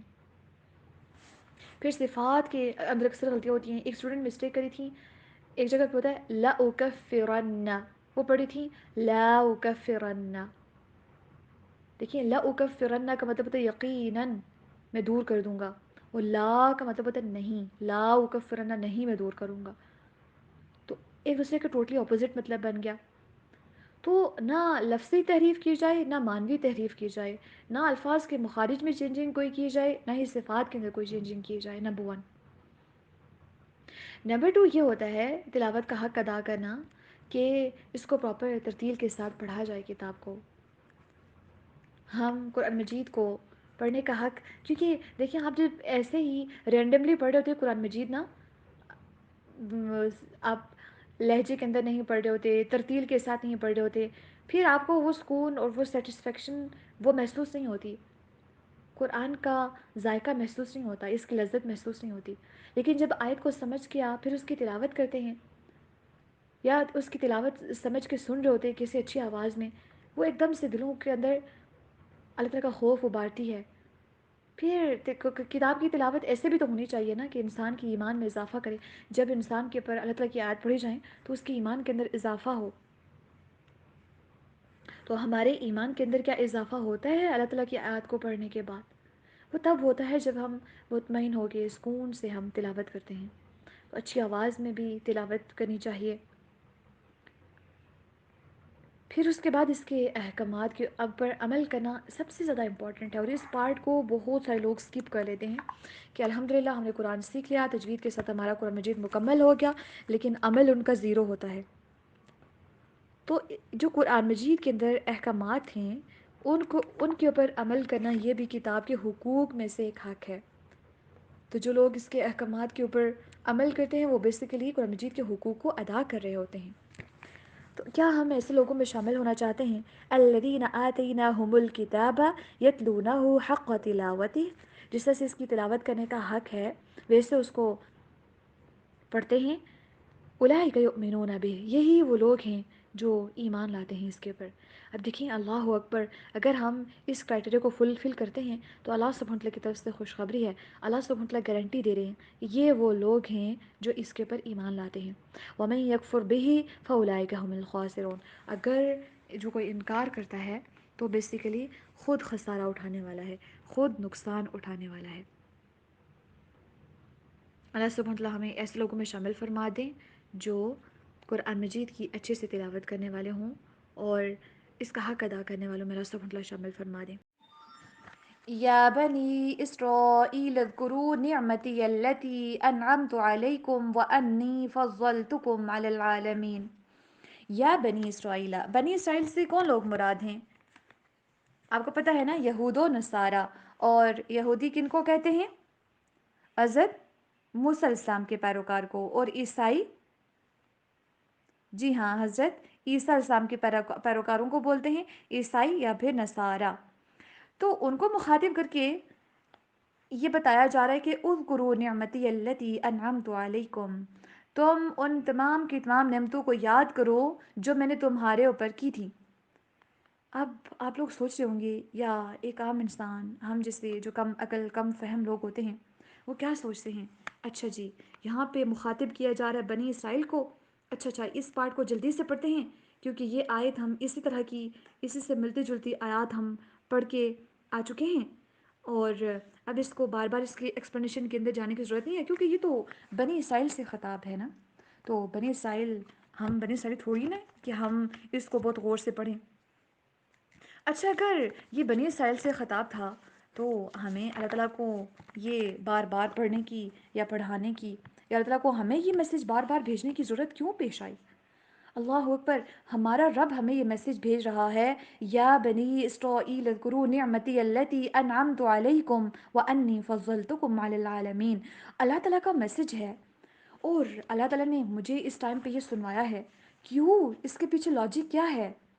بنی اسرائیل کی سٹوری تھی، اتنی لمبی سٹوری میں پڑھ کے آئی ہوں، اور اسی کی سٹوری بنی اسرائیل سے ریلیٹڈ جو سٹوری ہے اسی کی بیس کے پر اس سورت کا نام بھی ہے سورۃ البقرہ.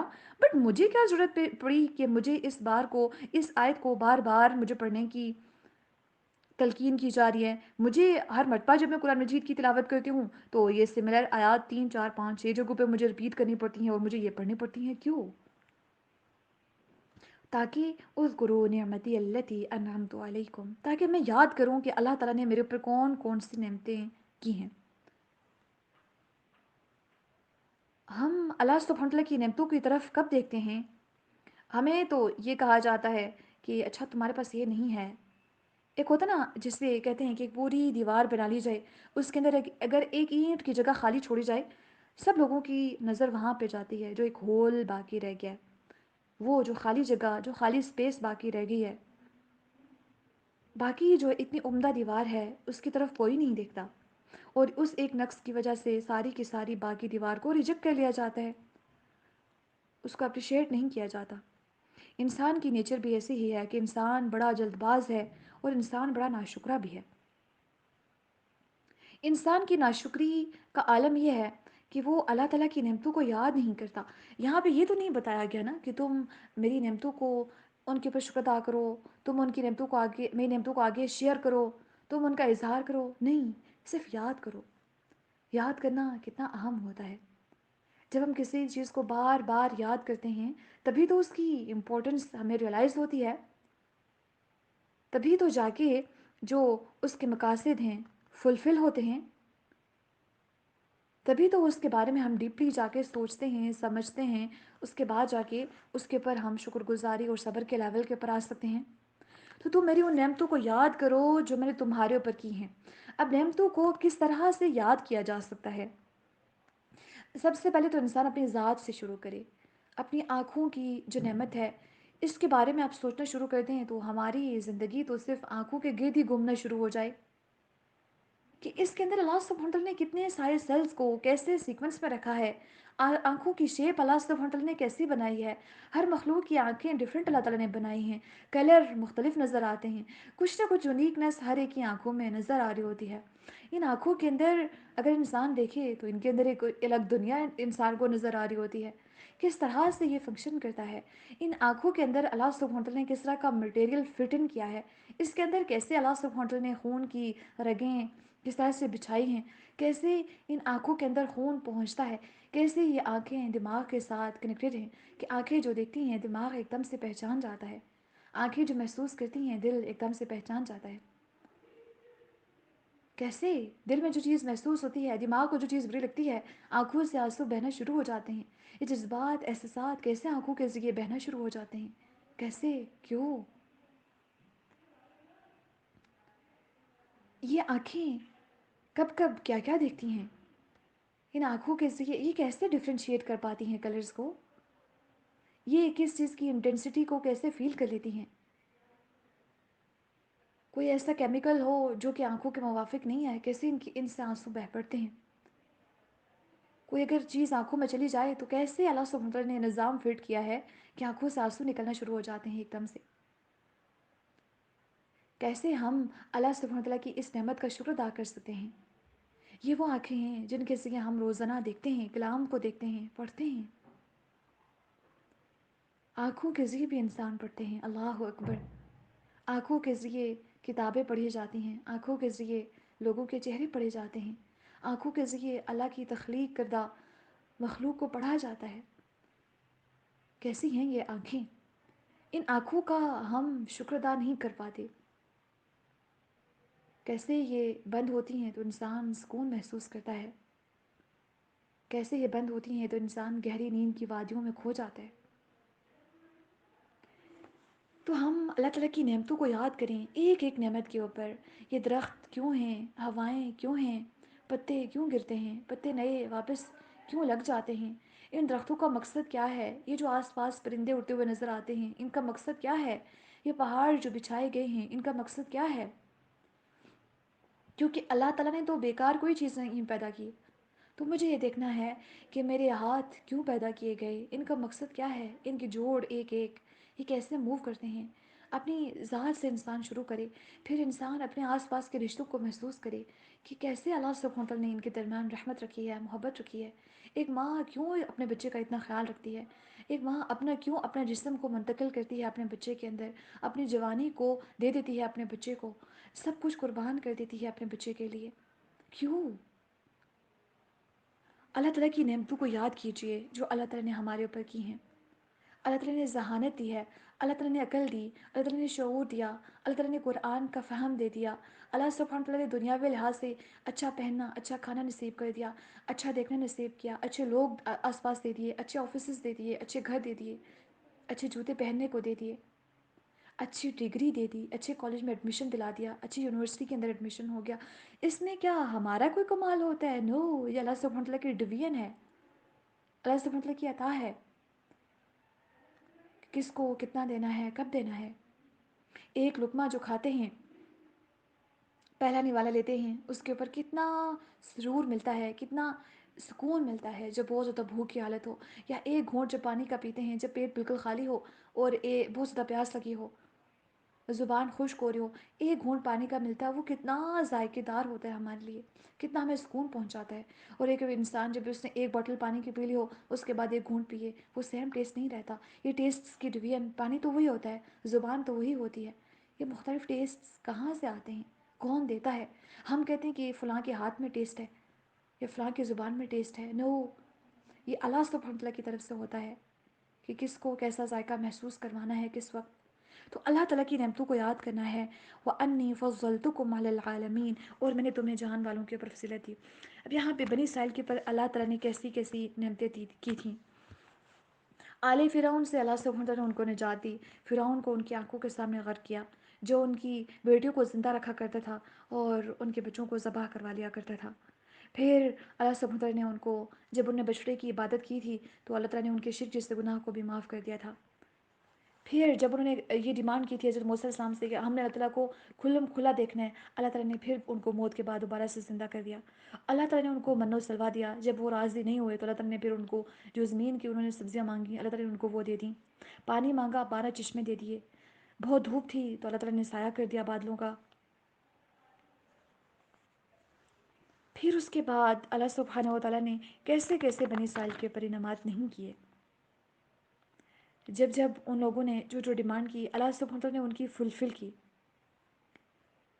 لیکن پھر جب انہوں نے اتنے زیادہ سوالات کے بعد، اتنے زیادہ کوشچننگ اور اعتراضات کے بعد پھر ایٹ دی اینڈ معجزات کو دیکھنے کے بعد جھٹلا دیا تو ان کا انجام کیا ہوا.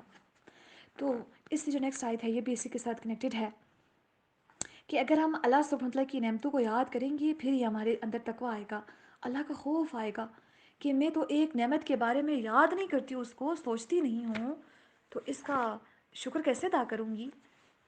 اس کے لیے اللہ سبحانہ وتعالیٰ کے ہاں سجدوں میں کیسے جاؤں گی.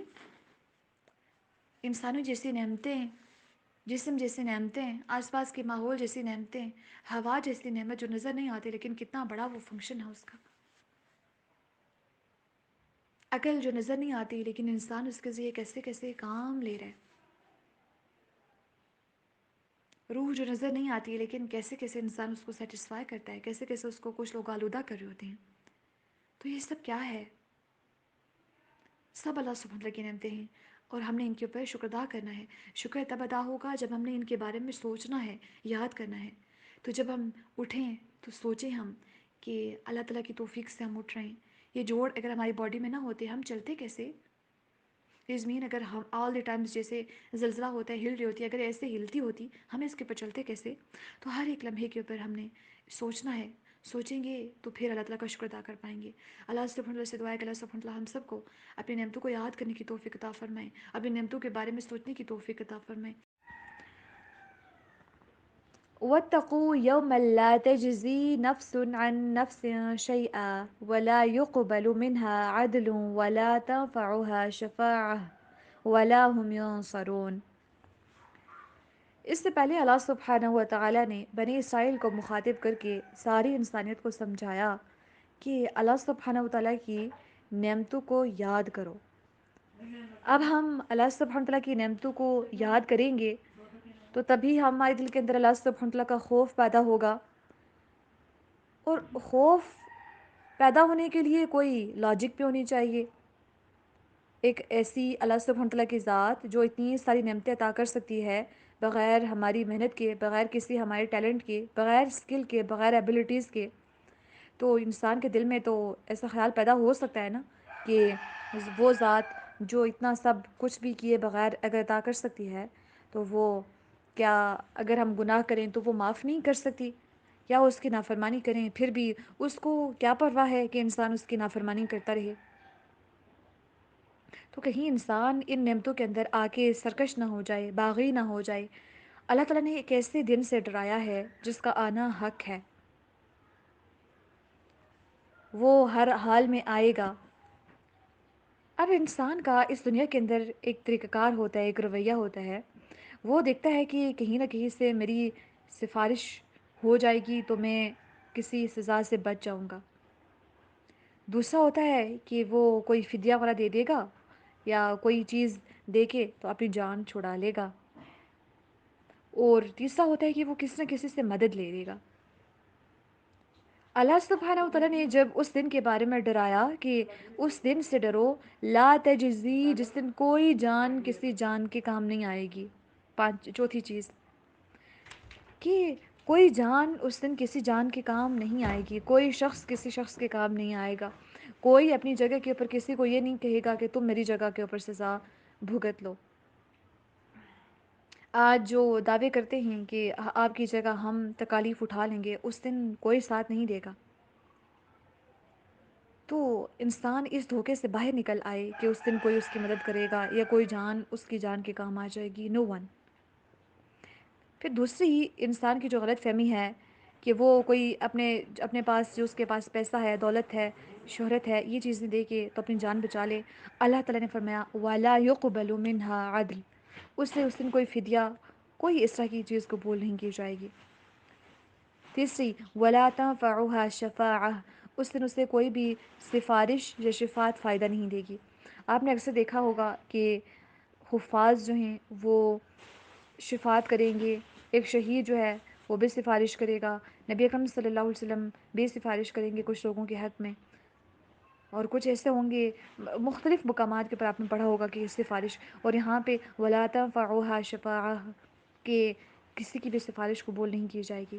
بیسیکلی جن کی سفارش قبول کی جائے گی اور جن کے لیے کی جائے گی یہ دونوں بِإِذْنِ اللہ ہوں گے، یعنی کہ اللہ تعالیٰ کا جن کے بارے میں حکم ہوگا صرف انہی کے حق میں سفارش قبول ہو سکے گی، ادروائز نہیں۔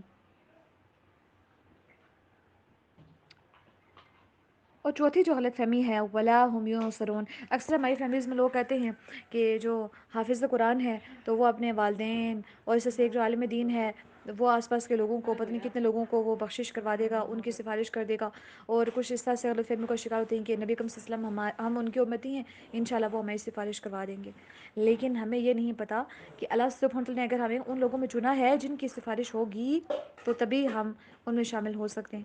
کسی حافظ قرآن کے لیے ہم ایگزیکٹلی نہیں کہہ سکتے کہ یہ اس کو لے کے جائے گا، ہمیں معلوم نہیں کہ وہ کس کس کے حق میں وہاں پہ جا کے سفارش کرے گا، ہمیں نہیں پتہ کہ ہمارے جو بہت قریبی لوگ ہیں وہاں پہ جا کے ہمارے بارے میں سفارش کریں گے یا نہیں، کیونکہ اللہ سبحانہ و تعالیٰ نے سورہ معارج کے اندر فرمایا وَلَا يَسْأَلُ حَمِيمٌ حَمِيمًا، وہاں پہ جو دوست ہوں گے نا وہ بھی ایک دوسرے کو پوچھیں گے نہیں، يُبَصَّرُونَهُمْ، حالانکہ وہ ایک دوسرے کو دکھائے جائیں گے، يَوَدُّ الْمُجْرِمُ لَوْ يَفْتَدِي مِنْ عَذَابِ يَوْمَئِذٍ بِبَنِيهِ وَصَاحِبَتِهِ وَأَخِيهِ وَفَصِيلَتِهِ الَّتِي تُؤْوِيهِ وَمَن فِي الْأَرْضِ جَمِيعًا ثُمَّ يُنْجِيهِ۔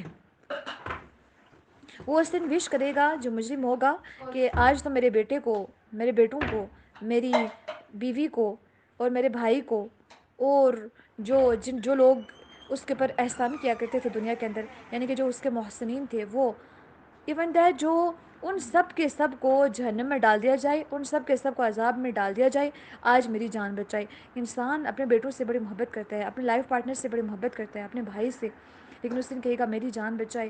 صرف یہی عالم نہیں ہوگا، رشتوں کو توڑنے کے لیے، رشتوں کو آگ میں جھونکنے کے لیے تیار نہیں ہوگا انسان، بلکہ وما فی الارض جمیعا ثم ینجیہ، جو کچھ زمین میں ہے سب کا سب دے دے، ثم ینجیہ، پھر اسے نجات مل جائے۔ لیکن کلا انہا لظی، کوئی چیز وہاں پہ کام نہیں آئے گی، کوئی چیز نہیں سوائے اپنے اعمال کے۔ اللہ تعالیٰ نے اگر چنا ہے کہ سفارش ہوگی تو پھر ہوگی، یا سفارش کریں گے تو پھر وہ کریں گے۔ اور اسی طرح سے سورہ عبس کے اندر اللہ سبحانہ وتعالیٰ فرماتے ہیں فَإِذَا جَاءَتِ الصَّاخَّةُ يَوْمَ يَفِرُّ الْمَرْءُ مِنْ أَخِيهِ، جب وہ دن آ جائے گا، اس دن کیا ہوگا؟ ایک بھائی اپنے بھائی سے، یا ایک آدمی اپنے بھائی سے بھاگے گا، پھر وَأُمِّهِ وَأَبِيهِ، اپنی ماں سے بھی بھاگے گا، اپنے بیٹوں سے بھی بھاگے گا، اپنی بیوی سے بھی بھاگے گا۔ اللہ اکبر، وہ دن ہوگا۔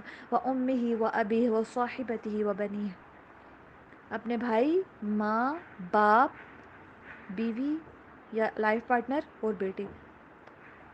اس دن تو ہر ایک کو اپنی اپنی فکر ہوگی، تو کون کسی کی سفارش کرے گا، کون کسی کے کام آئے گا، کون اپنی جان کو اس کی جان کے بدلے میں پیش کرے گا، کون ایسا ہوگا جو فدیہ دینے کے لیے تیار ہوگا؟ nobody will be there۔ تو وَلَا هُمْ يُنصَرُونَ، اور نہ ہی وہ مدد کیے جائیں گے۔ تو اس دن سے اللہ سبحانہ وتعالیٰ نے انسانوں کو ڈرایا ہے۔ وَإِذِ ابْتَلَىٰ، میرے ساتھ پریکٹس کیجیے رولز اینڈ ریگولیشنز کی۔ واؤ کے اوپر ہونٹوں کو گول کہتے ہیں، وَإِذِ، با کے اوپر کلکلا، ذال کو زا نہیں پڑھنا، دوبارہ پڑھیے، وَإِذِ ابْتَلَىٰ إِبْرَاهِيمَ، با کے اوپر کلکلا، إِبْرَاهِيمَ رَبُّهُ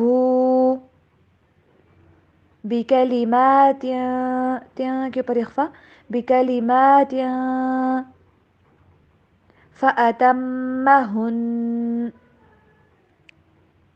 قَالَ إِنِّي، کچھ لوگ پڑھتے ہیں قَالَ، لا کو لمبا نہیں کرنا، قَالَ إِنِّي جَاعِلُكَ، عین کی آواز کلیئر، جَاعِلُكَ لِلنَّاسِ إِمَامًا، قَالَ وَمِن ذُرِّيَّتِي، نون کے اوپر اخوا، وَمِن ذُرِّيَّتِي، قَالَ لَا يَنَالُ عَهْدِ الظَّالِمِينَ، عین کی آواز کو اوپر کلیئر کیجیے، عین پھر ہا کی، عہد، اور ضا کو اوپر پڑھیے، ظالمین۔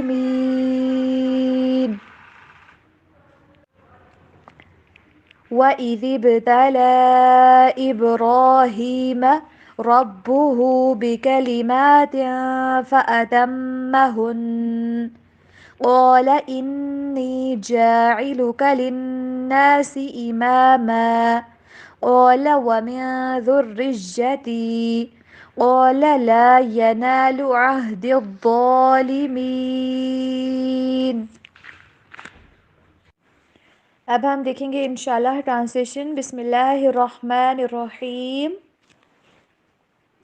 وَإِذْ، اور جب، ابتلا آزمایا، ابراہیم ابراہیم علیہ السلام کو، ربہ اس کے رب نے، بکلمات چند کلمات کے ساتھ، فَأَتَمَّهُنَّ پھر اس نے انہیں پورا کیا، قال اس نے فرمایا، بریکٹ میں لکھیں اللہ تعالی نے،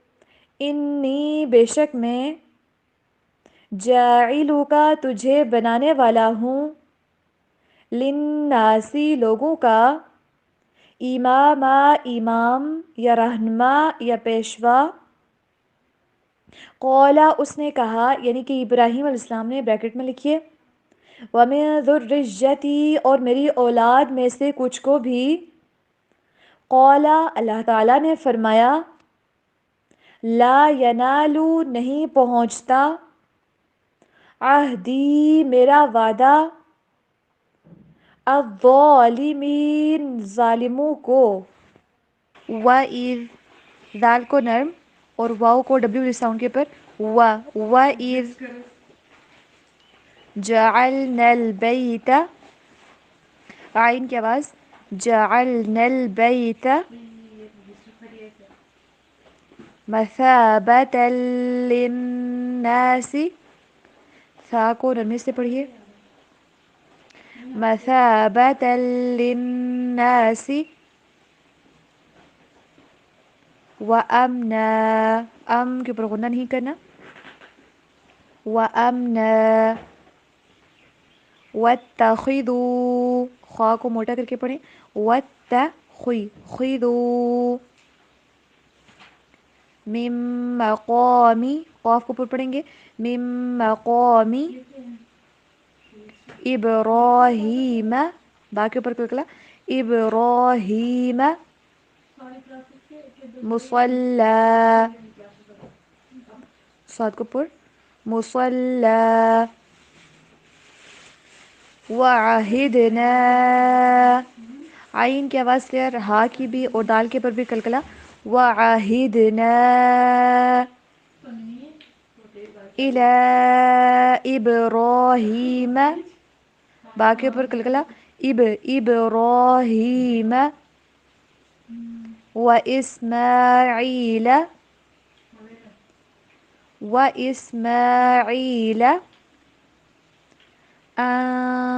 نون کے پر اخفا، طہرا، تو کو پر، طہرا بیتیہ للطائفین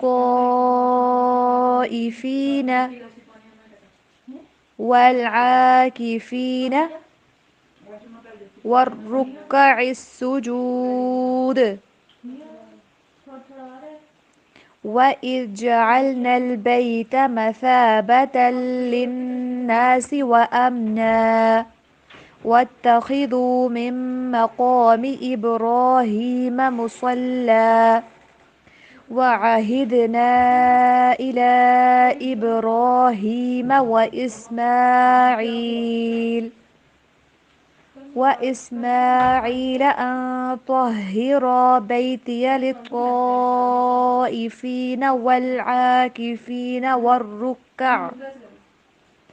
والعاكفين والركع السجود۔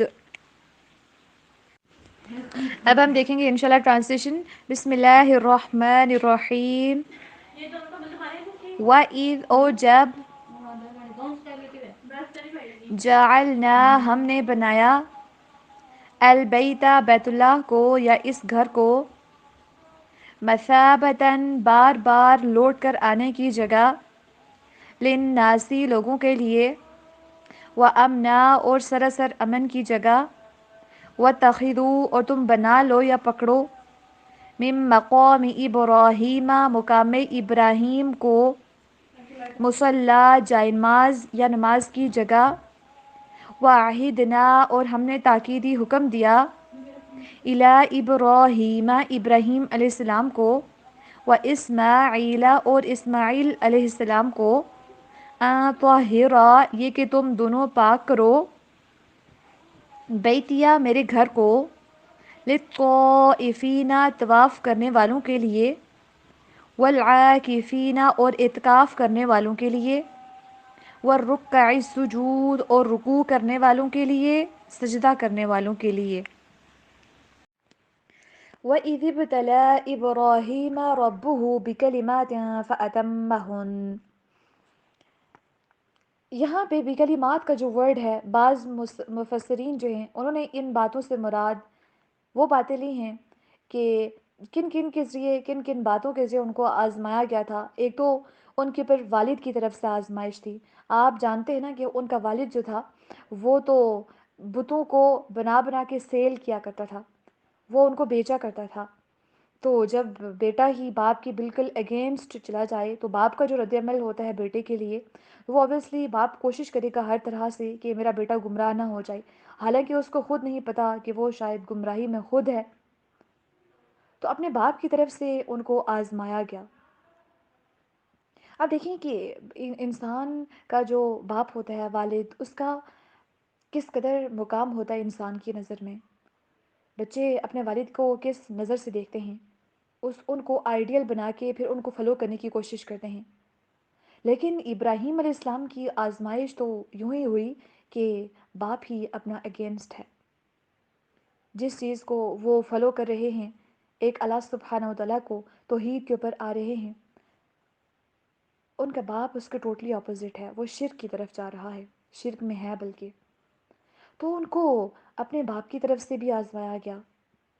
پھر اس کے بعد جو ان کی قوم تھی اس کی طرف سے ڈبل آزمائش تھی۔ قوم جو تھی وہ ستارہ پرست تھی، یا کبھی بت پرستی کے اندر، کبھی جو آگ پرستی ہوتی ہے اس کے اندر، شرک کے اندر ساری کی ساری قوم انوالو ہے۔ پھر انہوں نے بادشاہ کو جب توحید کی دعوت دی تھی، وہاں پہ بھی ان کی آزمائش تھی۔ اب دیکھیں اپنے والد کی طرف سے بھی آزمایا جا رہا ہے، قوم کی طرف سے، بادشاہ کی طرف سے، کہ جب انہوں نے جب بہت سارے جب بت تھے ایک بت خانے کے اندر، انہوں نے جا کے بتوں کو توڑ کے ایک جو سب سے بڑا بت تھا اس کے کندھے کے اوپر کلاڑا رکھ دیا تھا اس کے پاس، اور جب بادشاہ نے بلایا تھا کہ یہ کس نے ایسا کیا، تو انہوں نے کہا تھا کہ اس بڑے بڑے بت سے پوچھیں۔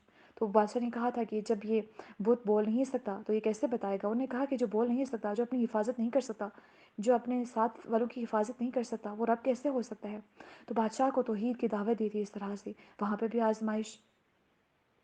پھر جو آس پاس کی بت پرستی تھی وہ بھی ایک ان کے لیے بہت بڑی آزمائش تھی، کیونکہ جب ساری قوم بت پرستی کے اندر ہے تو ایک نئی توحید کے اوپر چلنا، ایک نئی اسٹریٹجی کو اپنانا انسان کے لیے مشکل ہوتا ہے، ایک نئی ڈائریکشن کے اوپر چلنا مشکل ہوتا ہے، جب اکیلے آپ نے راستہ بنانا بھی ہو، اس راستے کے اوپر چلنا بھی ہو، کوئی ساتھ دینے والا نہ ہو۔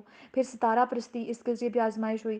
آپ دیکھیں گے آنے والے سپاروں کے اندر انشاءاللہ کہ ابراہیم علیہ السلام نے کبھی جب ستارہ دیکھا تو انہوں نے کہا یہ ستارہ میرا رب ہے، لیکن جب وہ ڈوب گیا انہوں نے کہا کہ نہیں، جو ڈوب جائے وہ میرا رب نہیں ہو سکتا۔ کبھی سورج کو کہہ دیا، کبھی چاند کو کہہ دیا۔ پھر جب سب سے مایوس ہو گئے، جب دیکھا ان میں سے کوئی بھی رب نہیں ہے، پھر انہوں نے اللہ سبحانہ وتعالیٰ سے دعا کی کہ مجھے ہدایت دیجیے، اگر ہدایت نہ دی گئی مجھے تو میں گمراہ ہو جاؤں گا۔ پھر جو شاہ پرستی تھی ان کی انہوں نے تردید کی۔ پھر آگ میں جب ان کو پھینکا گیا وہاں پر انہوں نے صبر کیا۔ پھر ان کو ہجرت کا حکم دیا تو انہوں نے ہجرت کر ڈالی۔ پھر جہاں پر جب جو مصر کے جہاز تھے وہ بادشاہ کی دست درازی کے باوجود انہوں نے وہاں پہ اس مصر کا جو جبار بادشاہ تھا اس کی دست درازی کے باوجود انہوں نے استقامت رکھی۔ پھر جب ان کو بیوی کے لحاظ سے، بچے کے لحاظ سے آزمائش کی گئی ان کی، تو ان کو بالکل غیر آباد جگہ کے اوپر چھوڑ کے آ گئے۔ پھر جب اکلوتے بیٹے کو ذبح کرنے کا حکم ہوا اس کو بھی مکمل آمادہ ہو گئے، کیونکہ پیغمبروں کے خواب سچے ہوتے ہیں، تو اس کو بھی بیٹے کو بھی ذبح کرنے کے لیے تیار ہو گئے۔ اللہ اکبر! اب دیکھیں کہ کتنی باتوں کے اندر ان کو آزمایا گیا، اور بعض مفسرین کے نزدیک تو یہ والی باتیں تھیں جن کے اندر ان کو آزمایا گیا، اور بھی مزید باتیں ہیں۔ اور بعض نے کہا ہے کہ جو آنے والی آیات کے اندر بیت اللہ کی تعمیر اور تطہیر اور جو حج کے مناسک ہیں اور اللہ تعالیٰ کے فرمان ہیں ان کے اندر ان سب کے اوپر فرما بردار ہونا، اور ان چیزوں کے ذریعے آزمایا گیا کہ آیا کہ جو احکامات ان کو دیے جا رہے ہیں ان کو فالو کریں گے یا نہیں، تمام کے تمام مناسک وہ ادا کریں گے یا نہیں۔ کیونکہ اس کے بعد جو ہے ہم دیکھیں گے کہ وہ کعبہ کی تعمیر کس طرح سے کرے تھے اپنے بیٹے کے ساتھ، اور پھر وہ اللہ تعالیٰ سے دعا کیا مانگے تھے۔ تو وہ اللہ تعالیٰ نے ان کو آزمایا۔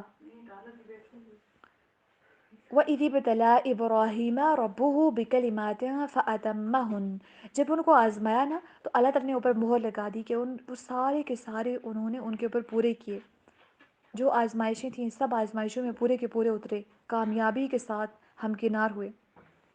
ابن عباس رضی اللہ تعالیٰ عنہ روایت کرتے ہیں کہ اللہ تعالیٰ نے ابراہیم علیہ السلام کی آزمائش طہارت کے احکامات کے ساتھ کی، جن میں 5 سر سے متعلق ہیں اور 5 باقی جسم کے متعلق تھے۔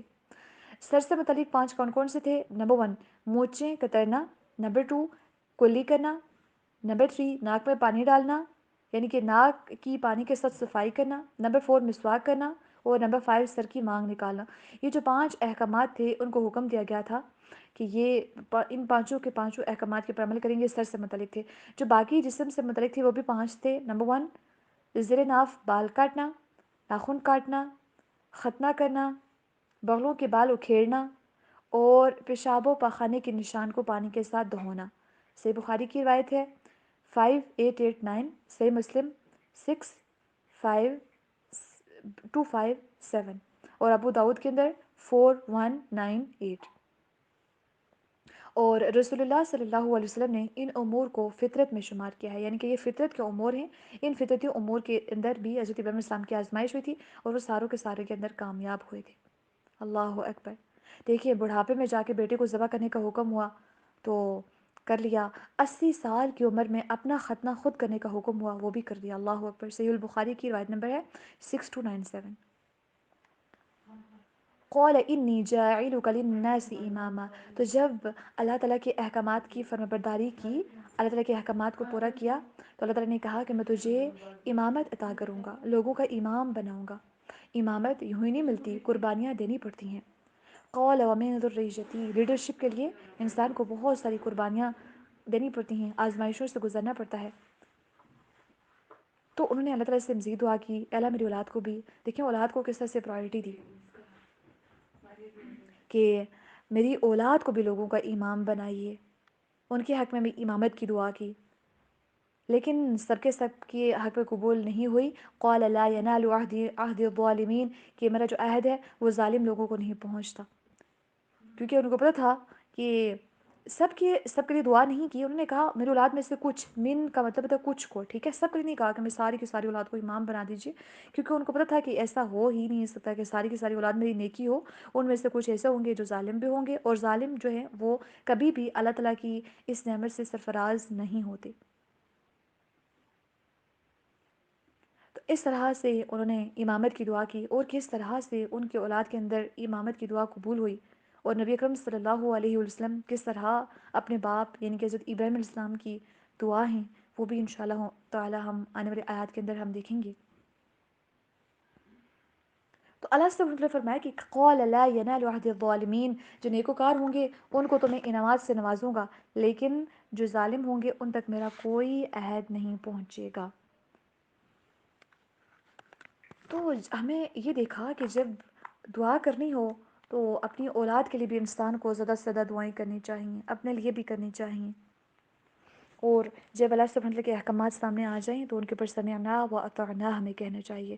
اللہ ہم سب کو قرآن مجید کے احکامات کے پر عمل کرنے کی توفیق عطا فرما دیں، قرآن کے ساتھ جڑے رہنے کی، قرآن کا حق ادا کرنے کی توفیق عطا فرمائیں، قرآن کو اچھے طریقے سے سمجھنے کی توفیق عطا فرما دیں، دنیا اور آخرت میں ہم سب کو کامیاب و کامران فرما دیں۔ الہی ہمیں ایسی مجالس کا حصہ بنا دے کہ جہاں پہ فرشتے ہمارا ذکر کر رہے ہوں، اور ہماری مجالس کے اندر فرشتوں کو بھی جگہ دیجیے، بے شمار فرشتے ہمارے ساتھ اس کلاس میں شریک ہوں، انسانوں کے ساتھ ساتھ فرشتے بھی ہوں۔ اللہ اکبر۔ وَإِذْ جَعَلْنَا الْبَيْتَ مَثَابَةً لِلنَّاسِ وَأَمْنًا وَاتَّخِذُوا مِن مَّقَامِ إِبْرَاهِيمَ مُصَلًّى، جیسے کہ اس سے پہلے ہم نے کل کی کلاس کے اندر دیکھا تھا کہ اللہ سبحانہ و تعالیٰ نے کس طرح سے حضرت ابراہیم علیہ السلام کی آزمائش کی تھی مختلف کلمات کے ذریعے، تو وہ سب کے سب کے اندر کامیاب ہوئے۔ اب یہاں پہ اس آیت مبارکہ کے اندر مثابہ کا ایک ورڈ یوز ہو رہا ہے، اور ہم نے بنایا اس گھر کو مثابہ، مینس کہ لوٹ لوٹ کر آنے کی جگہ، یعنی کہ بار بار لوگ اللہ کے گھر کی طرف لوٹ کر آتے ہیں، کبھی ان کا دل نہیں بھرتا۔ اور دوسرا وہ امنا، اور یہ سراسر امن کی جگہ ہے۔ اس گھر سے مراد یہاں پہ خانہ کعبہ ہے، حرم ہے، یہاں پہ لوگ بار بار لوٹ کر آتے ہیں، کبھی حج کی غرض سے، کبھی عمرہ کی غرض سے، اور کبھی ایسا نہیں ہوتا کہ کسی کا دل بھر جائے، بلکہ جو ایک مرتبہ آ جاتا ہے اس کا بار بار وہاں پہ جانے کا دل کرتا ہے۔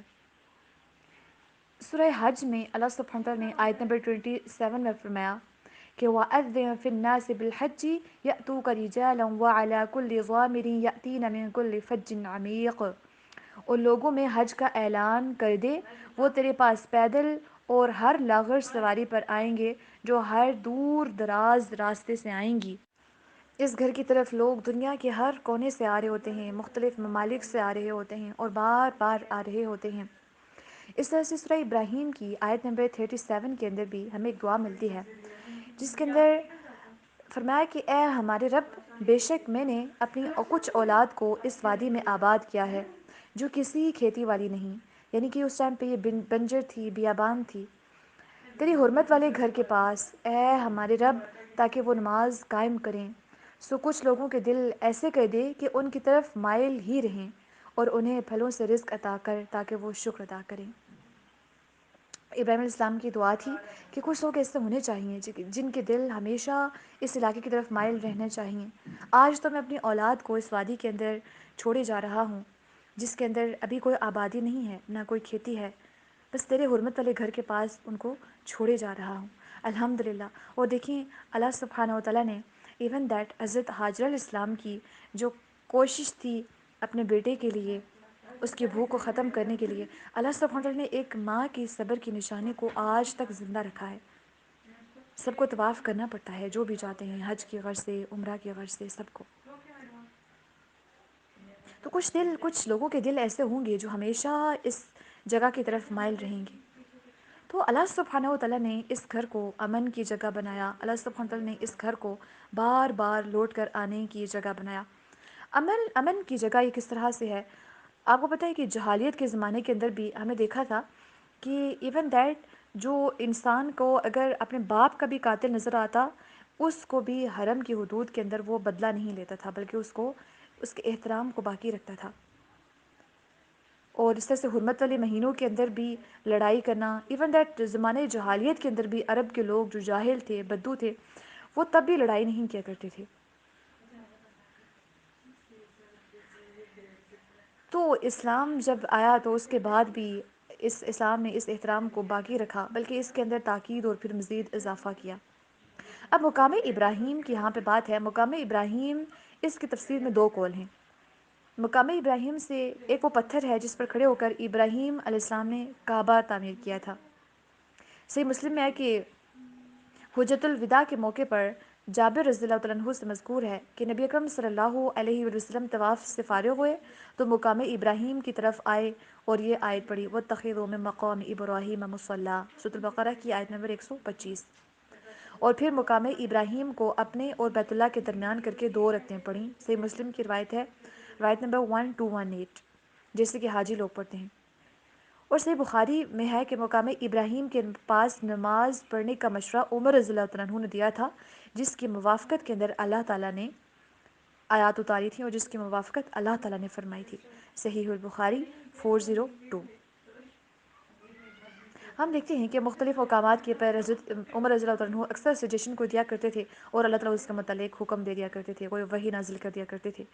اور کم و بیش ہمیں 18 مقامات ایسے نظر آتے ہیں جو کہ حضرت عمر رضی اللہ عنہ کی موافقت میں اللہ سبحانہ وتعالیٰ نے اتاری ہے وحی۔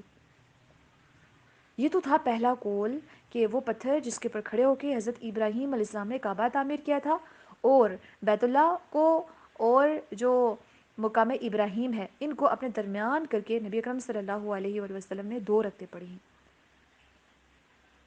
اور دوسرا قول جو ہے وہ یہ ہے کہ مقام ابراہیم سے مراد مقام حج ہے، یعنی کہ جو بھی جہاں پہ حج کے مناسک کو ادا کرنے کے لیے جہاں پہ جایا جاتا ہے اس کو مقام ابراہیم کا نام دے دیا جاتا ہے۔ یعنی کہ حرم ہو گیا، عرفات، جہاں پہ ابراہیم علیہ السلام نے حج کیا تھا اور حج میں قیام کیا تھا، حرم اور عرفات۔ تو طواف کی جو 2 رکعتیں ہیں وہ حرم میں جہاں بھی پڑھ لیں، اہل علم کہتے ہیں کہ وہ درست ہیں، کیونکہ یہ بھی مقام ابراہیم کے اندر آتا ہے۔ اب آپ کو یہاں پہ ایک اور بات نظر آ رہی ہوگی کہ طاہرا بیتی للطائفین، کہ جو میرا گھر ہے اس کو آپ پاک کر لیجئے۔ اب پاک کس سے کرنا ہے؟ کیا گندگی سے پاک کرنا ہے؟ کیا کوئی ایسی اس کے اندر چیزیں پڑی ہیں جو کہ نجاست ہیں، ان سے دور کرنا ہے؟ نہیں، یہ کوڑا کرکٹ کی صفائی نہیں ہے، بلکہ بت پرستی اور جو شرک کی ہے، شرک ان کی تمام نجاستوں سے صاف کرنا ہے میرے گھر کو، کیونکہ اعتکاف، رکوع اور سجدہ یہ ایسی عبادات ہیں جو صرف اور صرف اللہ سبحانہ تعالیٰ کا حق ہے۔ یہ اللہ تعالیٰ کے علاوہ کسی کا حق نہیں کہ اس کے لیے طواف کیا جائے، نہ مساجد کے علاوہ کہیں پہ اعتکاف نہیں ہو سکتا، اور صرف اللہ سبحانہ تعالیٰ کے لیے یہ ہوتا ہے۔ رکوع، جھکنا اور سجدہ صرف اور صرف اللہ سبحانہ تعالیٰ کے لیے ہونا چاہیے۔ تو مشرکین مکہ کو یہاں پہ یہ توجہ دلائی جا رہی ہے کہ تمہارے باپ کو کیا حکم دیا گیا تھا اور تم نے عین کعبہ کے اندر ہی اپنی آگے بت لا کے رکھ دیے۔ آپ کو پتہ نا کہ جب نبی اکرم صلی اللہ علیہ وسلم نے فتح مکہ کے موقع پر 360 ایسے بت تھے جن کو کعبہ کے اندر سے گرایا تھا، یعنی کہ بت پرستی حضرت ابراہیم علیہ السلام کے دور کے بعد سے کافی ٹائم کے بعد شروع ہوئی اور نبی اکرم صلی اللہ علیہ وسلم کے دور تک یہاں پہ رہی، اور مکہ کے اندر اسپیشلی حرم کے اندر بھی انہوں نے بت رکھے تھے۔ تو بت پرستی کی مختلف شکلیں ہوتی ہیں، اور آج کل بھی وہ ویسے بت تو نہیں رکھے جاتے، لیکن اللہ تعالیٰ کے علاوہ عبادات کے اندر کسی کو شریک کیا جاتا ہے۔ ابھی کچھ عرصہ پہلے سننے میں آیا تھا کہ ایک جگہ ہے جہاں پہ لوگوں نے اپنا ایک آرٹیفیشل کعبہ بنایا ہے اور وہاں پہ وہ طواف جیسی عبادات کر رہے ہیں، اور لوگوں کی طواف کرتے ہوئے وہاں پہ ویڈیوز وائرل ہو رہی تھیں۔ ہم دیکھتے ہیں مختلف مزاروں وغیرہ کے اوپر جا کے لوگ سجدہ کر رہے ہوتے ہیں، کبھی کسی پیر کو، کبھی کسی ولی کو، کبھی کسی کو۔ یہ تو حق اللہ تعالیٰ نے انبیاء کے لیے نہیں دیا کہ لوگ انبیاء کو جا کے سجدہ کریں یا کسی نبی کے سامنے جا کے سجدہ کریں، بلکہ نبی صلی اللہ علیہ وسلم نے فرمایا کہ اگر مخلوق میں سے کسی کو بھی سجدہ کرنے کا حکم ہوتا یا سجدہ کرنا جائز ہوتا تو میں ایک بیوی کو حکم دیتا کہ وہ اپنے شوہر کو سجدہ کرتی، لیکن یہ حق ہے ہی نہیں، تو ہم نے پھر کیسی کیسی عبادات کے اندر دوسروں کو شریک ٹھہرا لیا ہے۔ تو اللہ سبحانہ و تعالیٰ نے ابراہیم علیہ السلام کو حکم دیا تھا کہ آپ اس گھر کو پاک کیجئے، کس کس کے لیے؟ طواف کرنے والوں کے لیے، والعاکفین اور اعتکاف کرنے والوں کے لیے، والرکع اور رکوع کرنے والوں کے لیے، السجود اور سجدہ کرنے والوں کے لیے۔ الحمدللہ۔ وَإِذْ جَعَلْنَا الْبَيْتَ مَثَابَةً لِلنَّاسِ وَأَمْنًا، وَإِذْ اور جب جعلنا ہم نے بنایا اس گھر کو بار بار لوٹنے کی جگہ لوگوں کے لیے، وَأَمْنًا اور امن کی جگہ، وَاتَّخِذُوا مِن مَّقَامِ إِبْرَاهِيمَ مُصَلًّى اور تم بنا لو یا پکڑ لو مقام ابراہیم کو نماز کی جگہ، وہاں پہ 2 رکعت نماز ادا کرنی ہوتی ہے، اور ہم نے ابراہیم علیہ السلام کو اور اسماعیل علیہ السلام کو تاکیدی حکم دیا کہ وہ بیت اللہ کو یا میرے گھر کو پاک رکھیں۔ آئی ہوپ سو کہ تمام جو آیات کے اندر پوائنٹس ہیں وہ کور ہیں اور آپ کو سمجھ آگے ہوگی۔ اللہ سبحانہ وتعالیٰ سے دعا ہے کہ اللہ سبحانہ وتعالیٰ ہم سب کو اس بار بار لوٹنے کی جگہ کے اوپر بار بار لوٹائیں، بار بار لے کے جائیں، ہم سب کو توفیق عطا فرمائیں، وہیں پہ رہنا نصیب فرمائیں، حرم میں نبی اکرم صلی اللہ علیہ وسلم کے شہر میں جانا نصیب فرمائیں ہم سب کو۔ اللہ سبحانہ وتعالیٰ ہمیں قرآن کو سمجھ کر اس کو پڑھنے کی اور اس کے پر عمل کرنے کی توفیق عطا فرما دے۔ سبحانک اللہم و بحمدک، اشہد ان لا الہ الا انت، نستغفرک و نتوب الیک۔ ربنا تقبل منا انك انت السميع العليم، اللهم صل وسلم على نبينا محمد صلی اللہ علیہ وسلم۔ السلام علیکم ورحمۃ اللہ وبرکاتہ۔